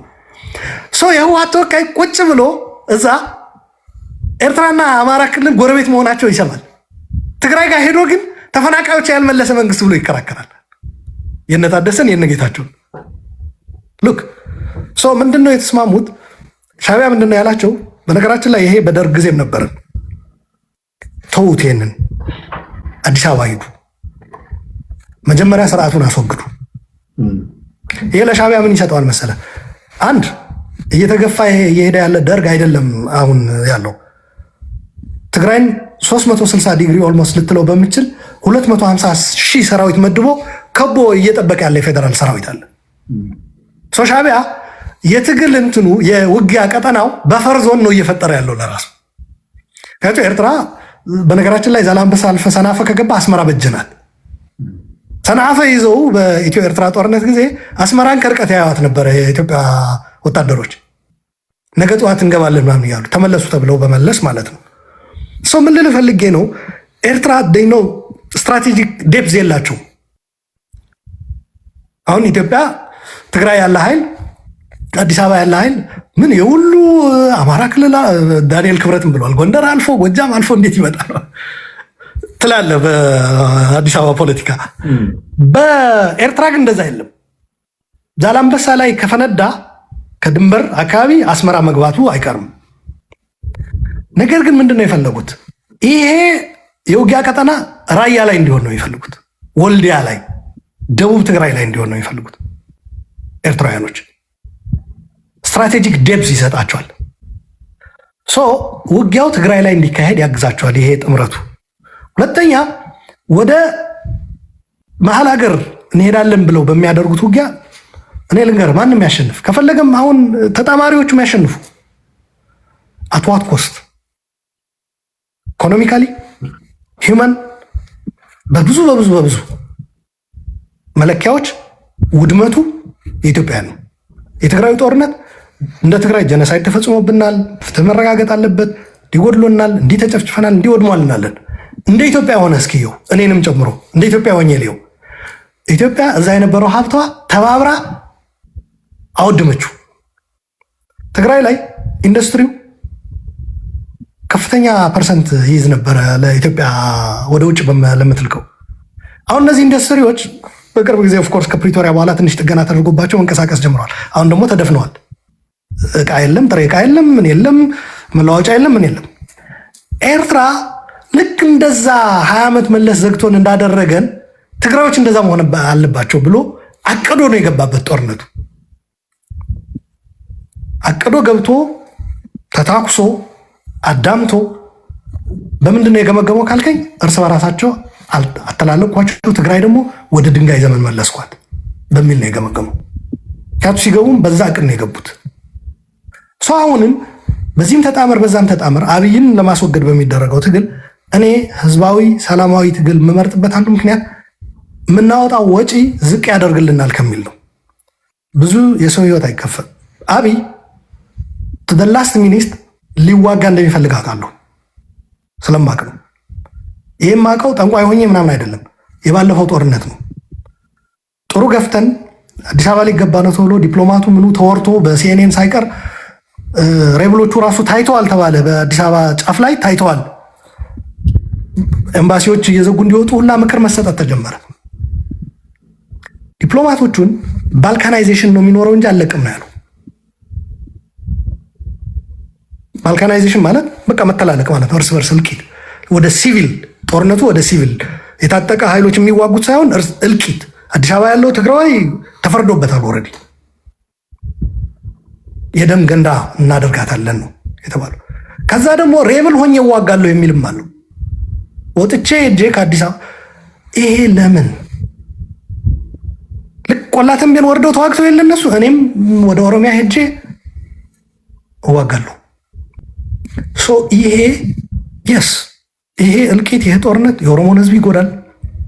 በየተራ ልክ ስልጣን ላይ በየተራ ያሉ ሰዎች እንደሚቀልዱት ጦርነት ላይ በየተራ ግን ቀልድ አይደለም፣ እልቂት ማለት ነው።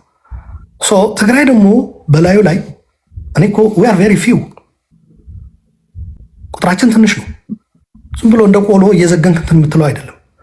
ሌላውም አብይ በመታገል ታገላለሁ የሚል ከልቡ በተለይ ደግሞ ኢህአዴግን በሰላማዊ ትግል አስወግጃለሁ የሚል ኃይል አሁን ያንኑ ይጠቀምና አገዛዙን ያስወግድ በሰላማዊ ትግል። ሰላማዊ ትግል የሀገር ኢኮኖሚም አያደቅም። መንገጫገጮች ሊኖሩ ይችላሉ፣ መዝጋት ምናምን ስለሚኖር። ነገር ግን በጦርነት እንደሚወድሞ አይወድም። ተመልሰ ስራ ታስጀምረዋለህ። የተዘጋው የወደመ ግን ተመልሰ መገንባት ጊዜ ይወስዳል። የጠፋ ህይወት ተመልሰ ልተካው አችልም። እኔ ጦርነት በቃ ልንል ይገባል። ብልጽግና ለእውነተኛ ድርድር ራሱ ማዘጋጀት አለበት። ሁሉንም ያካተተ ሽግግር መካሄድ አለበት። በኢትዮጵያ ፎርሙላው መቀየር አለበት። በተለያየ ጊዜ የተሰባሰቡ የተከማቹ ቅሬታዎችና አሁን ደግሞ አዲስ የተጨመሩባቸው ቁስሎች መታከም መቻል አለባቸው። ይሄ በማድረግ ኢትዮጵያን የውጭ ኃይሎች እርስ በራሳቸው እንዲተላለቁ የደገሱላቸው ድግስ ማስቆም ይችላሉ። ኢትዮጵያ የሚደርስባት የኢኮኖሚም የሰብአዊም የምናምንም ቀውስ ውድመት ማስቀረት ይቻላል። ሁለተኛ ሁሉንም አሳታፊ አካታች የሆነ ፖለቲካ መፍጠር ስለሚቻል ይሄ ዋናው ነው። ያሉንን ቅሬታዎች ኢቭን ከቅሬታም አልፎ አሁን ዲማንዶቻችን ጭምር አሁን እኔ ይሄ ሊኖረኝ ለምሳሌ እንደ ትግራይ አሁን ምዕራብ ትግራይ መመለስ አለበት እላሉ፣ ተፈናቃዮች መመለስ አለባቸው እላሉ። ይሄም ራሱ በጠረጴዛ ዙሪያ ነው ልናደርገው የሚገባ።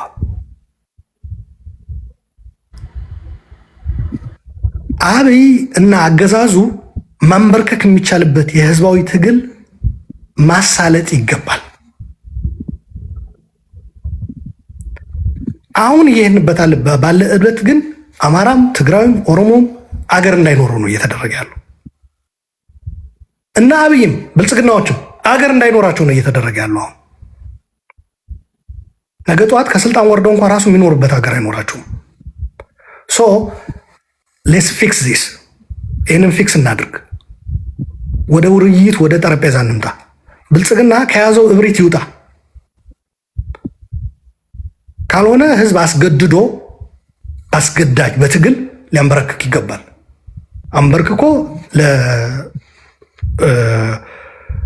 ለውጥ ማለት ነው፣ ለመንግስታዊ ለውጥ ራሱን ማዘጋጀት አለበት። ስለዚህ እንደዚህ ነው የማይሆን። ይሄ የሚደረገው ጥምረት ግን ጤነኛ አይደለም። ጤነኛ አይደለም። እኔ ስለማውቀው ነው። ኦኬ ለአሉላ አንድ 5 ደቂቃ ብሬክ ልስጠው ነው እንዲጠጣ የተመረጡ ማቃችሁን ፖለቲከኞች አስገብቼ ምን ትላለህ አሉላ? ምን ያህል ጥያቄና ጥያቄ የተወሰነ መቀጠል እንችላለን። ችግር የለውም። እኔ ጨርሼ በወጣ ይሻላል። እስክሪብቶና ወረቀት ያዝ። አንተ በእኔ ተማም እንደዚህ አምሮብህ እንደመጣ አምሮብህ ትሄዳለህ። ምንም ስጋት እንዳይገባ። ችግር የለውም። የፈለጉትን ጥያቄ መጠየቅ ይችላሉ። ተማመን በእኔ። እሺ ፖለቲከኞች እዚህ ውስጥ ያላችሁ የምትገቡት ቴዲ ሐዋሳ ቤት ነው። ስርዓት ይዛችሁ ሪኩዌስት ላኩ። ማቃችሁን ፖለቲከኞች አስገባለሁ። ስልክ እዚህ ጋር ከፍትላችኋለሁ። ነገ ጠቅላይ ሚኒስትሩም እንዲመተው እንዲወያዩ ነው የምፈልገው። የጋጥ ወጦች መንደር እንዲሆን አልፈልግም። እንተዋወቃለን ፖለቲከኞች፣ እናንተን ማለት አይደለም። ምናልባት እግር ጥሏችሁ የመጣችሁ ካላችሁ ማለት ነው። እድል ሰጣችኋለሁ። አለን የምትሉትን ጥያቄ ታቀርባላችሁ። ጥያቄ ስል ጥያቄ ነው፣ መጨረሻ ምልክት ላይ ጥያቄ ምልክት ያለው ማለት ነው። ከዛ የአሉላን ምላሽ እንሰማለን። ስልክ ቁጥር እዚህ ጋር ላስቀምጥላችሁ። አሉላ እስከዛ ውሃ እየጠጣ በዚህ መሳተፍ ትችላላችሁ። ኦኬ ሪኩዌስት ከላካችሁ መካከል ኦኬ አንተነህ አብርሃም አለ፣ የጋዜጠኞች ማህበር ፕሬዚዳንት የቀድሞ አዲስ ታይምስ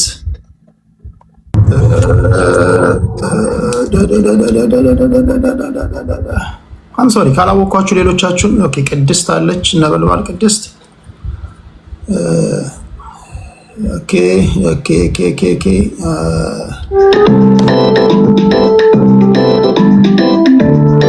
ቆይ መስመር ላይ ጠብቅ። ስልክ ላይ ያለ ሰውዬ መስመር ላይ ጠብቅ። አንዴ ጥያቄ ይመዘግባል ይሄዳል። ቶሎ ቶሎ ሁላችሁንም ለማስተናገድ ነው ሞክረው።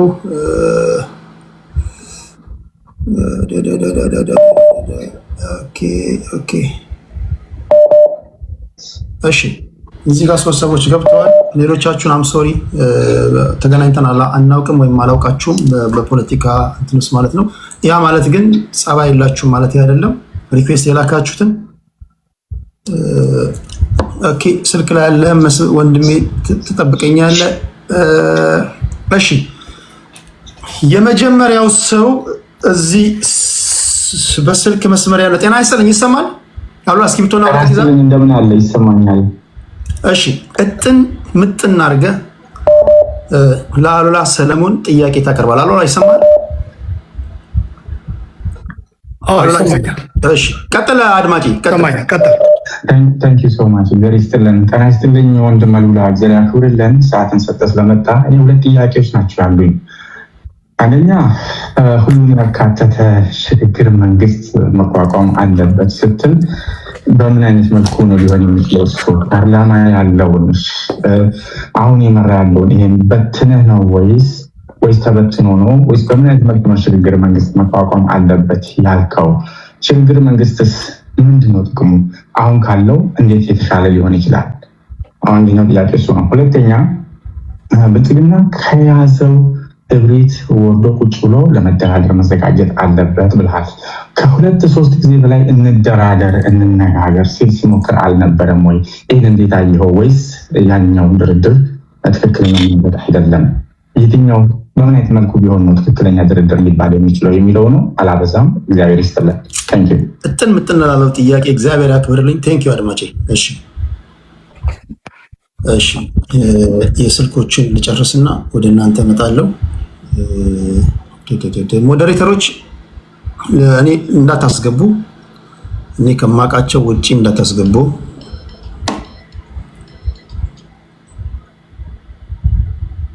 ጤና ይስጥልኝ። ሄሎ ጤና ይስጥልኝ። እሺ ይሰማል?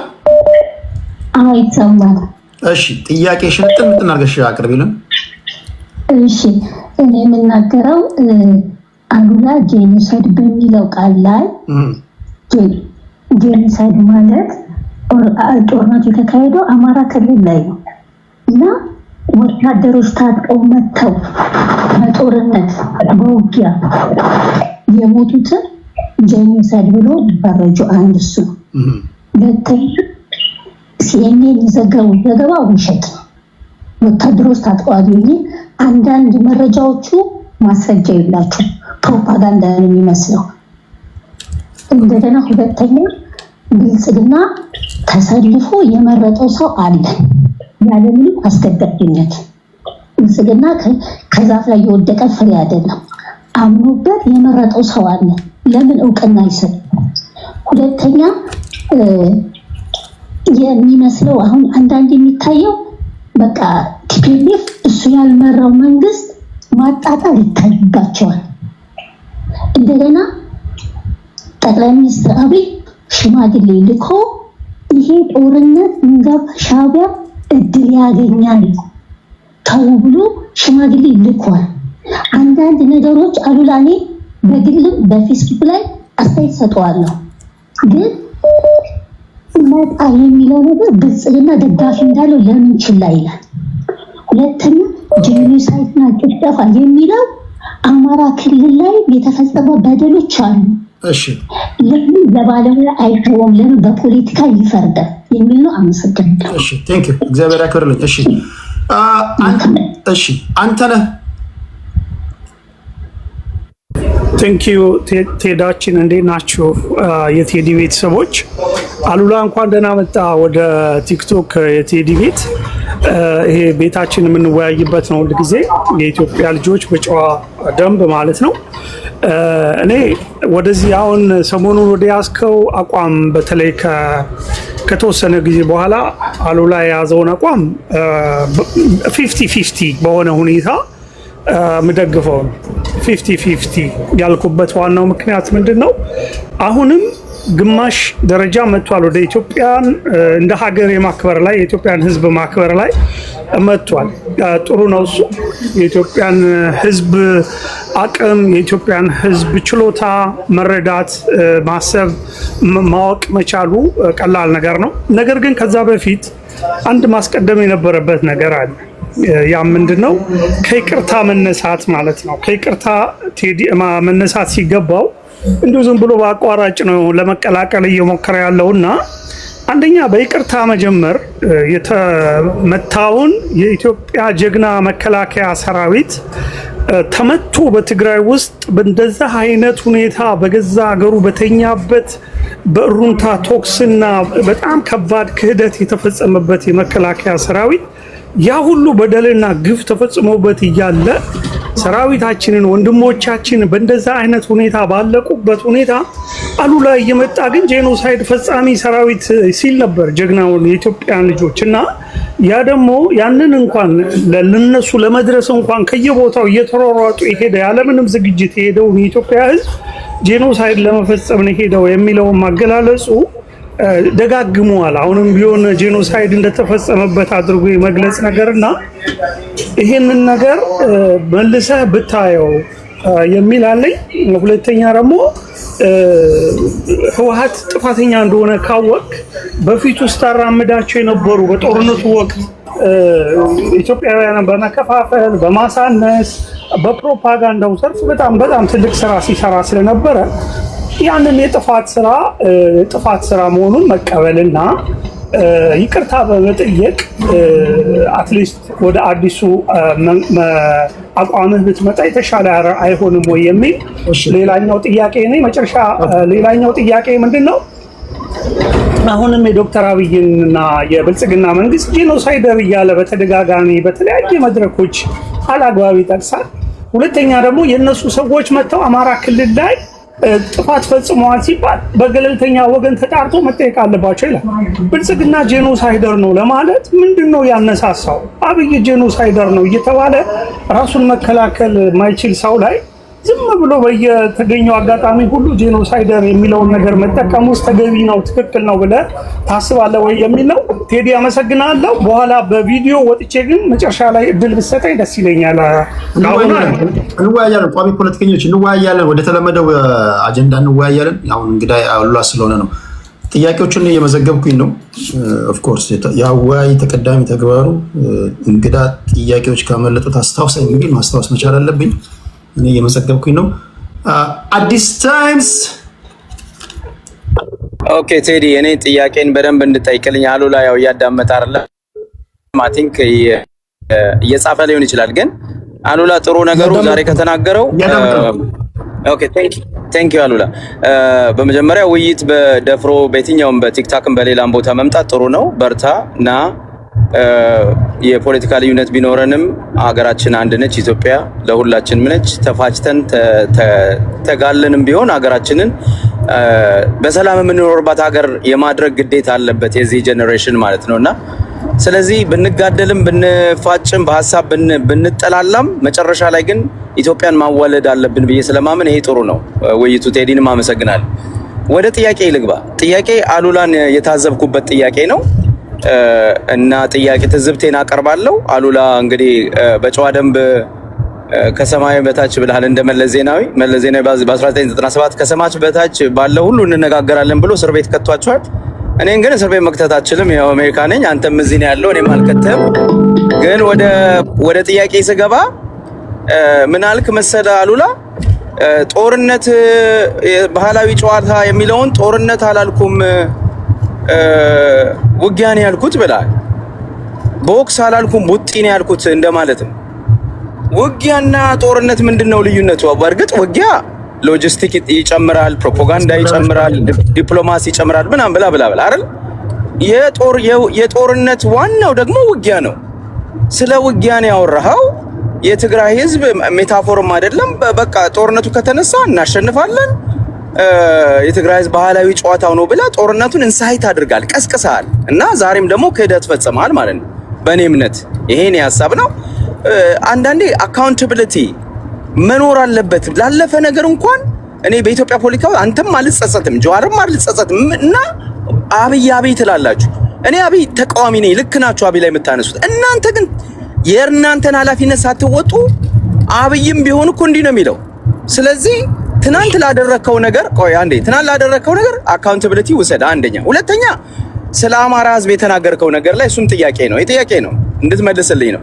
የአማራ ይሄ ምናልክ ይሄ ማህበረሰብ ብለህ ነው ዛሬም የደገምከው የአማራን ህዝብ። ምናልባት በስሜት ተናግረው ከሆነ በኋላ ላይ አዳምጠው። ይሄ ማህበረሰብ ብለህ በጅምላ ወጥተው ኖሞር ብለው ደግፈዋል። አሉላ ኖሞር የደገፈ ሰው ስንት ፐርሰንት ነው? ዲሲ ላይ እኮ ከ500 ሺህ በላይ ኢትዮጵያዊ ይኖራል። የወጣው ሰው 20 ሺህ አይሆንም። የአማራ ማህበረሰብ ብለህ አትብሉ፣ አትጠጡ፣ አትጋቡ ብለህ ባይዘው ሲያትል ላይ ሚስቱን የገደለ ትግራዋይ ያውቃሉ። አማራ ሚስቱን በአንተ ንግግር የተነሳ ማለት ነው። እና አንተ በማህበረሰብ መካከል መተላለቅን ሁሉ ነው የፈረጅከው። ሰው ትዳርን ስንት ትዳር አፋታል ስንት ኑሮ እናንተ ደግሞ ዛሬ የአብይም ሀገር ይኖረን ኢትዮጵያ ሀገራችን ነች እያልክ አዲስ ታይምስ ፈጠን እያልን እሺ ኦኬ ኢትዮጵያ ሀገራችን ነች እያልክ ነው ጌታቸው ረዳ ሄዶ ከአብይ ጋር የተስማማ ነው እናንተ ዛሬ ልትስማሙበት የትግራይ እናትና የአማራ ቤተሰብ የኦሮሞ ቤተሰብ ስንት ቤተሰብ ተላይተዋል እና ዛሬም ያለ ጸጸት የኢትዮጵያን ህዝብ በሚገርም ሁኔታ ደግሞ የኢትዮጵያን ህዝብ ኢንተለጀንስ ኢንሶልት በሚያደርግ ሁኔታ አላልኩም አላደረኩም የተናገርኩትም ትክክል ነው ፕራውድ አደርግበታለሁ ብለ መናገር ካንተ አይጠበቅም አልተማርክም ነው ምለው ማለት ከስተት ነው ትምርት አይደለም ይያልኩ አይደል ከስተት አልተማርክም ይሄንን ግን ብታብራራልን አንደኛ ጦርነት አላልኩም ውጊያ ነው ያልከው በጣም አሳፋሪ ነው ኦኬ ሁለተኛ ደግሞ የአማራውንም በጅምላውንም ደግሞ አማራን በጅምላ ፈርጀሃልና ትክክል አይደለም ብላለው አመሰግናለሁ መዝግቤዋለሁ ቴንክ ዩ አዲስ ታይምስ ጥያቄ አልኩት እጥን ምትናርጋችሁ እኔ መዝግቤዋለሁ አሉላ እጥን ምትናርገው ይመልሰዋል በውይይታችን የተዳሰሰ ነገርም ከሆነ ተዳስሷል ብሎ የማለፍ መብት የተጠበቀ ነው የሚሆነው ስለ ጨዋነታችሁ እንደተለመደው አመሰግናለሁ ደረጃችሁን የጠበቃችሁ ሰዎች ናችሁ አንደርስታንድ ፖለቲከኞች እዚህ ቤት የምትመጡት በጨዋ ቋንቋ ይጠይቃችሁም ስላላችሁ ከልብ አመሰግናለሁ ወደ ቅድስታችን እንሄዳለን ወደ ቆይ ከዛ በፊት ስልክ ላይ አለ አድማጫችን ይሰማል ቴዲ እሺ ወደ ጥያቄ እጥን ምትናርገን እሺ አንድ ሶስት ጥያቄዎች አሉ አሉላን አመሰግናለሁ አንደኛው ቀደም ሲናገር ህወሓትን እንደ ፓርቲ መፈረጅ የለብንም የትግራይን ህዝብም እንደ ህዝብ መፈረጅ የለብንም የህወሓትንም እንደ ፓርቲ መፈረጅ የለብንም ብሏል የትግራይን ህዝብ እንደ ህዝብ መፈረጅ የለብንም የሚለውን እንስማማለን ነገር ግን ህወሓትን እንደ ፓርቲ መፈረጅ የለብንም ላለው ጉዳይ ግን ህወሓትን እንደ ፓርቲ ካልፈረጅን ማንን ነው በመጀመሪያ በአንደኝነት ደረጃ መፈረጅ ያለብን ማንን ነው ለዚህ ሁሉ ጥቅጥስ ማን ነው በመጀመሪያ ደረጃ መጠየቅ ያለበት የሚለው አንደኛው ሁለተኛው ጥያቄ ደግሞ ንግግር ቀደም ባረገው መጋባት የለባችሁም ያ ስትራቴጂ ንግግር ነው ብሏል በመኸር ወቅት መናገር ያለብህ አለ ስትሰበስብ መናገር ያለብህ አለ ስትቆፍር ምናምን ያለው አለና ሲቆፍር የተናገረው ንግግር ካለ አሁን ደግሞ ነገሮች ተረጋግተዋልና እሱን ያረኩት ነገር ጥፋተኛ ነኝ እንዲህ ማለት ውስጥ ተገቢ አይደለም ወይ አሁን ሰዓቱ አይደለም ወይ ያንን ነገር የማርገብስ የሚል ጥያቄ አለኝ ሶስተኛ ደግሞ በመጨረሻ ንግግሩን በሽግግር ሂደት ነው መቋጨት ያለበት አለ ያስ ሂደት ምን አይነት ሂደት ነው መከተል ያለብን አሁን ብልጽግና እየተከተለ ያለውን ሂደት ነው አሁን እንዳለው እንደምክክር ሐሳብ ወይስ እሱ የሚያመጣው ሌላ ሐሳብ አለ እሱን ሐሳብ ካለ ቢገልጽልኝ ነው አመሰግናለሁ ኦኬ ከልብ አመሰግናለሁ እሺ የስልኩን ልዝጋው ከልብ አመሰግናለሁ አድማጬ እየበዛ ነው ቴዲ እነዚህ ድግግሞሽም አለ በነገራችን ላይ ድግግሞሽ ያለበት አራት ሰዎች አንድ ጥያቄ ተደጋግሟል ለምሳሌ እኔ ስለመዘገብኩልህ አንተ ምጥን አድርገህ ትሄድበታለህ ሁሉንም አድምተህ መተንተን አይጠበቅብህም እኔ ስለመዘገብኩኝ አስታውሳለሁ ትሄድበታለህ አንድ አፍታ እነዚህ ሁለቱ ላስተናግድና እኔ ወደ አንተ እመጣለሁ ቅድስት ወደ አንቺ ልምጣት ቴንክ ዩ አሉላ የኔ ጥያቄ ቅድም በተለይ በፌደራል መንግስቱ እና በጊዜያዊ አስተዳደሩ በኩል የነበሩ እንትኖች ምላሾችን ሲሰጥ ጠቅላይ ሚኒስትሩ በመካከላቸው ገብተው ቁማር እንደተጫወቱባቸውና እንዳታለሏቸው ሲናገር ነበረ ጠቅላይ ሚኒስትሩ ቁማር ከሰሩና ያታለሏቸው ከሆነ ህወሓት እሳቸውን ላለመፋለም ምን ግዴታ አለበት እሱ እንዳለው በመካከላቸው ቁማር እየሰሩ ስለነበረ ስለዚህ ህወሓት ለምን ያምናቸዋል በምን ምክንያት ህወሓትን ምንም ነገር አታደርግ ልትለው ደፈርክ ሌላኛው ቅድም የተነሳ ግን መጥራት አለበት ብዬ የምለው ጥያቄው ሲጠየቅ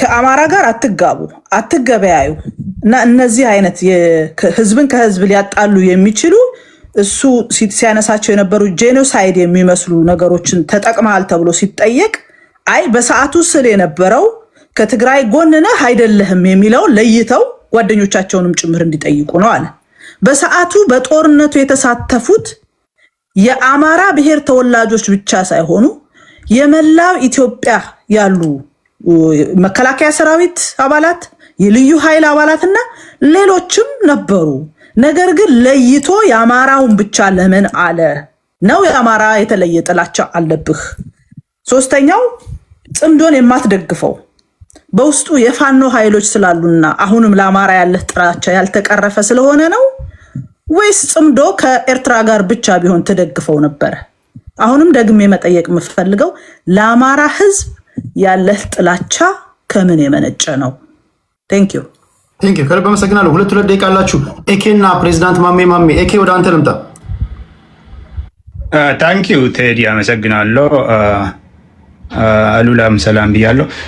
አንድ ነገር ጥያቄ ነው ከሰማሁት መጠየቅ የምፈልገው ጂኦፖለቲክሱን በተመለከተ የሻዕቢያ የፖለቲካ የበላይነት አይነት ነገር ሲተነተን ለኢትዮጵያ ፖለቲከኞች መካሪ ሆኖ የኦሮሞን ሲያዩ የኦሮሞን ፖለቲከኛ ሲያዩ የተጋሩን ፖለቲካ ሲያዩ እንደዚህ ብሎ ሲተነትን ነበር እና አሁን አሉላ እንዴት ነው እነሱ አድቫይዘር መካሪ ሆኖ ፈላጭ ቆራጭ ሆኖ የዛን ያህል ጭንቅላቴ ውስጥ እንዴት ነው ማመን የቻልከው? የኢትዮጵያውያን ፖለቲሻኖች የራሳቸው ፖለቲካ ፕሮግራም ያላቸው የተከበሩ መውጫቸውንና መግቢያቸውንና መውጫቸውን በደንብ የሚያውቁ ቲፒኤልኤፍን ጨምሮ ማለት ነው። እነሱን የበታች አድርጎ የሻዕቢያን እንደዚህ ከፍ አድርጎ መተንተኑ ከምን የመነጨ ነው? አንድ ሁለተኛ ደግሞ እንደዛም አሁን በተነተንከው መሰረት ለምሳሌ ኦሮሞ ኢስት አፍሪካ ላይ ታላቅ ህዝብ ነው፣ ኢትዮጵያን በበላይነት መምራት ያለባችሁ በዲሞክራሲያዊ በሆነ መልኩ እናንተ ናችሁ ተብሎ ነው የኦሮሞ ፖለቲከኞች የሚመከሩት ብለ ያልከው ነገር ነበርና እንደዛ የሚመክር አይነት ከሆነ እንደዛ አይነት ምክር ምን ችግር አለውና ነው? ከጠላቲም ሆነ እውነት ነውና ኦሮሞ ኢትዮጵያ የኦሮሞ ሀገር አይደለም ወይስ ኦሮሞ ማጆሪቲ አይደለም ኢትዮጵያ ላይ? እንደዛ አይነት ምክርም የሚመጣ ከሆነ ከጂኦፖለቲክስም ሆነ ኢንተርናሽናል ኮሚኒቲ ምን ችግር አለውና ነው መተንተን ውስጥ የተገባ? የተለያየ ሌላም ለምሳሌ አንተ የትግራይ ልጅ ነህ ወይ ደግሞ ሰው ነህ እና የትግራይና የቲፒኤልኤፍን ፖለቲካ የተጋሩና ህዝብንና የቲፒኤልኤፍን ፖለቲካ ሁኔታ ለይቶስ ማየት ይቻላል ወይ? ታሪካዊ የሆኑ ነገሮች ዳሪያዎችን ታሳቢ በማድረግ እንዴት ነው ተቃዋሚ አይነት ነገር ሆነ ነው መሰለኝ አሁን ያለውን ከምን አንፃር እንዴት ነው የሚታየው ይሄን ጉዳይ የምለው ነገር ሁለቱን ጥያቄ አመሰግናለሁ። እሺ ፕሬዚዳንት ማሜ የቀድሞ ፖለቲከኛ አሁን ጌመር አማን ነው ወይ? አመሰግናለሁ። ቴንክ ዩ ስላስገባኸኝ ወንድማችን ቴዲ፣ ሁላችሁንም ሰላም ብያለሁ። ገስት ላይ ያላችሁም እንዲሁም ተከታዮች የኔ ጥያቄ አንድና አንድ ነው። ለአቶ አሉላ ድምጻችን ይደርሰዋል? ይሰማል። እየመዘገበ ስለሆነ ፕሬዚዳንት ማሜ ይባላለው። የቀድሞ የጭሉሌ ፓርቲ መስራችና ፕሬዚዳንት፣ የአሁኑ ጌመር። የኔ ጥያቄ አንድ ነው። እኔ አንድ ሴንስ ያልሰጠኝ ነገር አለ። አቶ አሉላ ሲናገር እንደውም ረጅም ሰዓት ለመጀመሪያ ጊዜ ነው ቁጭ ብዬ እንዲያዳመጥኩት። ብዙም ያው ጌም ላይ ነው ትኩረት የማደርገው ኢንተርቴን ማድረግ ላይ ማለት ነው ህዝቡን። ግን ዛሬ አሁን ብዬ በደንብ መስማት ፈለግኩኝ። እስካሁን ስሰማ የነበረው ከአቶ አሉላም እንደውም ፖለቲከኛ በጣም ይናገራል ብዬ ጠብቄ ነበር። ጀስት የሆነ ሀሜትና እንትን ነው የመሰለኝ እና የሆነ ቲም ላይ አብሮ ነበር እንደነበረ መራጭ አስመራጭም እንደነበረ ነው አቶ አሉላ የተናገሩት። አንዳንድ ቁጥር ጻፍ። እሺ እያወራ እሺ። እና መራጭ ማስመራጭ እንደነበረ ነው። ከዛ በኋላ እዛ በምንም ይሁን በምን ተለይቶ መጥቶ ደግሞ እንደገና የሆነ ሳይድ ይዞ እዛ ጋር ደግሞ እየተቃወመ ነው እና የበፊቱንም ምናምን ስጠይቀው ተረት ነው። አላኩል ያህል የኔ ኮንክሪት ጥያቄ እኔ ህወሓትን ብትደግፍም ብትቃወምም ሁለቱም ላይ ችግር የለብኝም። እኔ ይህን ስልክ ሁለቱም ችግር አለባቸው ባይ ነኝ። በሌላ ሳይድ ምሳሌ ከትግራይ ህዝብ ጫንቃ ላይ መቼ ነው የምትወርዱት? ለምን ለኒው ጄኔሬሽን አንዳንድ ቁጥር ጻፍ። ሞዴሬተሮች አሉላን አስገቡት ሲመጣ። እሺ ለኒው ጄኔሬሽን ለዛ ጨዋው ደግ ፈራ እግዚአብሔር ላለው የትግራይ ህዝብ ያ ህዝብ ነው እኛን የናፈቀን። ለትግራይ ህዝብ ደግሞ ያ የተከበረው ወንድሞቻችን፣ እህቶቻችን፣ እናቶቻችን ጫንቃ ሁናችሁ እስከዛሬም ድረስ ለትግራይ ላለበት መከራ ትግራይን ኤቭሪቲንግ። አሁን ለምሳሌ ህወሓት ደጋፊ ነኝ ብትልም እኔ ላንተ ያለኝ አመለካከት ከጥርጣሬ አንግል ነው። ተቃዋሚ ነኝ ብትልም እንደዛው ነው። ያ እንድናስብ ያደረጋችሁት ደግሞ እናንተ ናቸው። ጀስት ይሄ ባይዘው ይሄ ጥያቄ የሁሉም ህዝብ አማካይ ይሆናል ብዬ ነው እኔ እሱ ዝርዝር ውስጥ አልገባም። መቼ ነው በቃ ህወሓት የሚባል ከዚህ በፊት ሰራችሁ ወደ ምላሾቹ ብንገባ ጠራ አድርገን እሺ በቃ አሳጥረው። ተረድቶኛል። ጥያቄው ይዤዋለሁ። አይ ቲንክ ባይዛ ለቃችሁ ለምን ኒው ጄኔሬሽን ለምን ለኒው ጄኔሬሽን ጥያቄው ግን በቃ ወረዱ። አዎ ከትግራይ ህዝብ እኛን አፈቀና ያዝ ለህወሓት ነው ጥያቄው። መገበያየት እንፈልጋለን፣ አብረን መኖር እንፈልጋለን። እሺ ማሚ፣ እሺ ለህወሓቶች ነው የመጨረሻው ጥያቄ። ያው እንግዲህ ባገኙት እድል ይመልሳሉ። የመዘገብ ከሆነ መልስና የረሳው ካለ አስታውሰኝ። ሌሎቻችሁ ሚዩት አድርጉና ስሙ። እሺ ታፕ አድርጉ። ሌሎቻችሁ ስልክ ገብቶበታል። በተቻለ መጠን ይመልሳል። እሺ አሉላ ይሰማል። ኦኬ የመጀመሪያው ሽግግር ይቻላል የተባለው ወላ አሁን እኮ ተሰብስቦ ህገ መንግስቱን እንቀይረው እየተባለ ነው። ያ የሚቻል ከሆነ የማይቻል ነገር የለም። በነገራችን ላይ ከመተላለቅ የማይቻል ነገር የለም። ዝም ብለህ በሀገሪቷ በጦርነት እንትን ውስጥ ማጥ ውስጥ ከተሃት ጠቅላይ ሚኒስትሩ አንድ ወቅት እንዳለው 20 ዓመትም ዋጋት ይቻላል እንዳሉ ያ ፖለቲካ አይደለም። ሽግግር የሚያስፈልገው እየተላለቁ ከመቀጠል መሸጋገር ይሻላል። አዲስ የፖለቲካ አካሄድ ማምጣት ይቻላል ለማለት ነው። ከመተላለቅና ከውጊያ የማይበጅ የለም፣ እንዲሁም የማይቻል ነገርም የለም። ራሳችን እያጠፋን ሀገሪቱን አንጡራ ሀብት እያጠፋን ከምንቀጥል ቆም ብለን ወደ ሰከን ብለን ብንሸጋገር ይሻላል። በፊቱ ለውጥና ሽግግር ደግሞ ስለተጨናገፈ ነው። ይሄ ያኔ ለውጡም ሽግግሩም የደገፉ ሰዎች የሚሉት ነው። እኔ እዛ ላይ ብዙ ጊዜ አላጠፋም። ሁለተኛ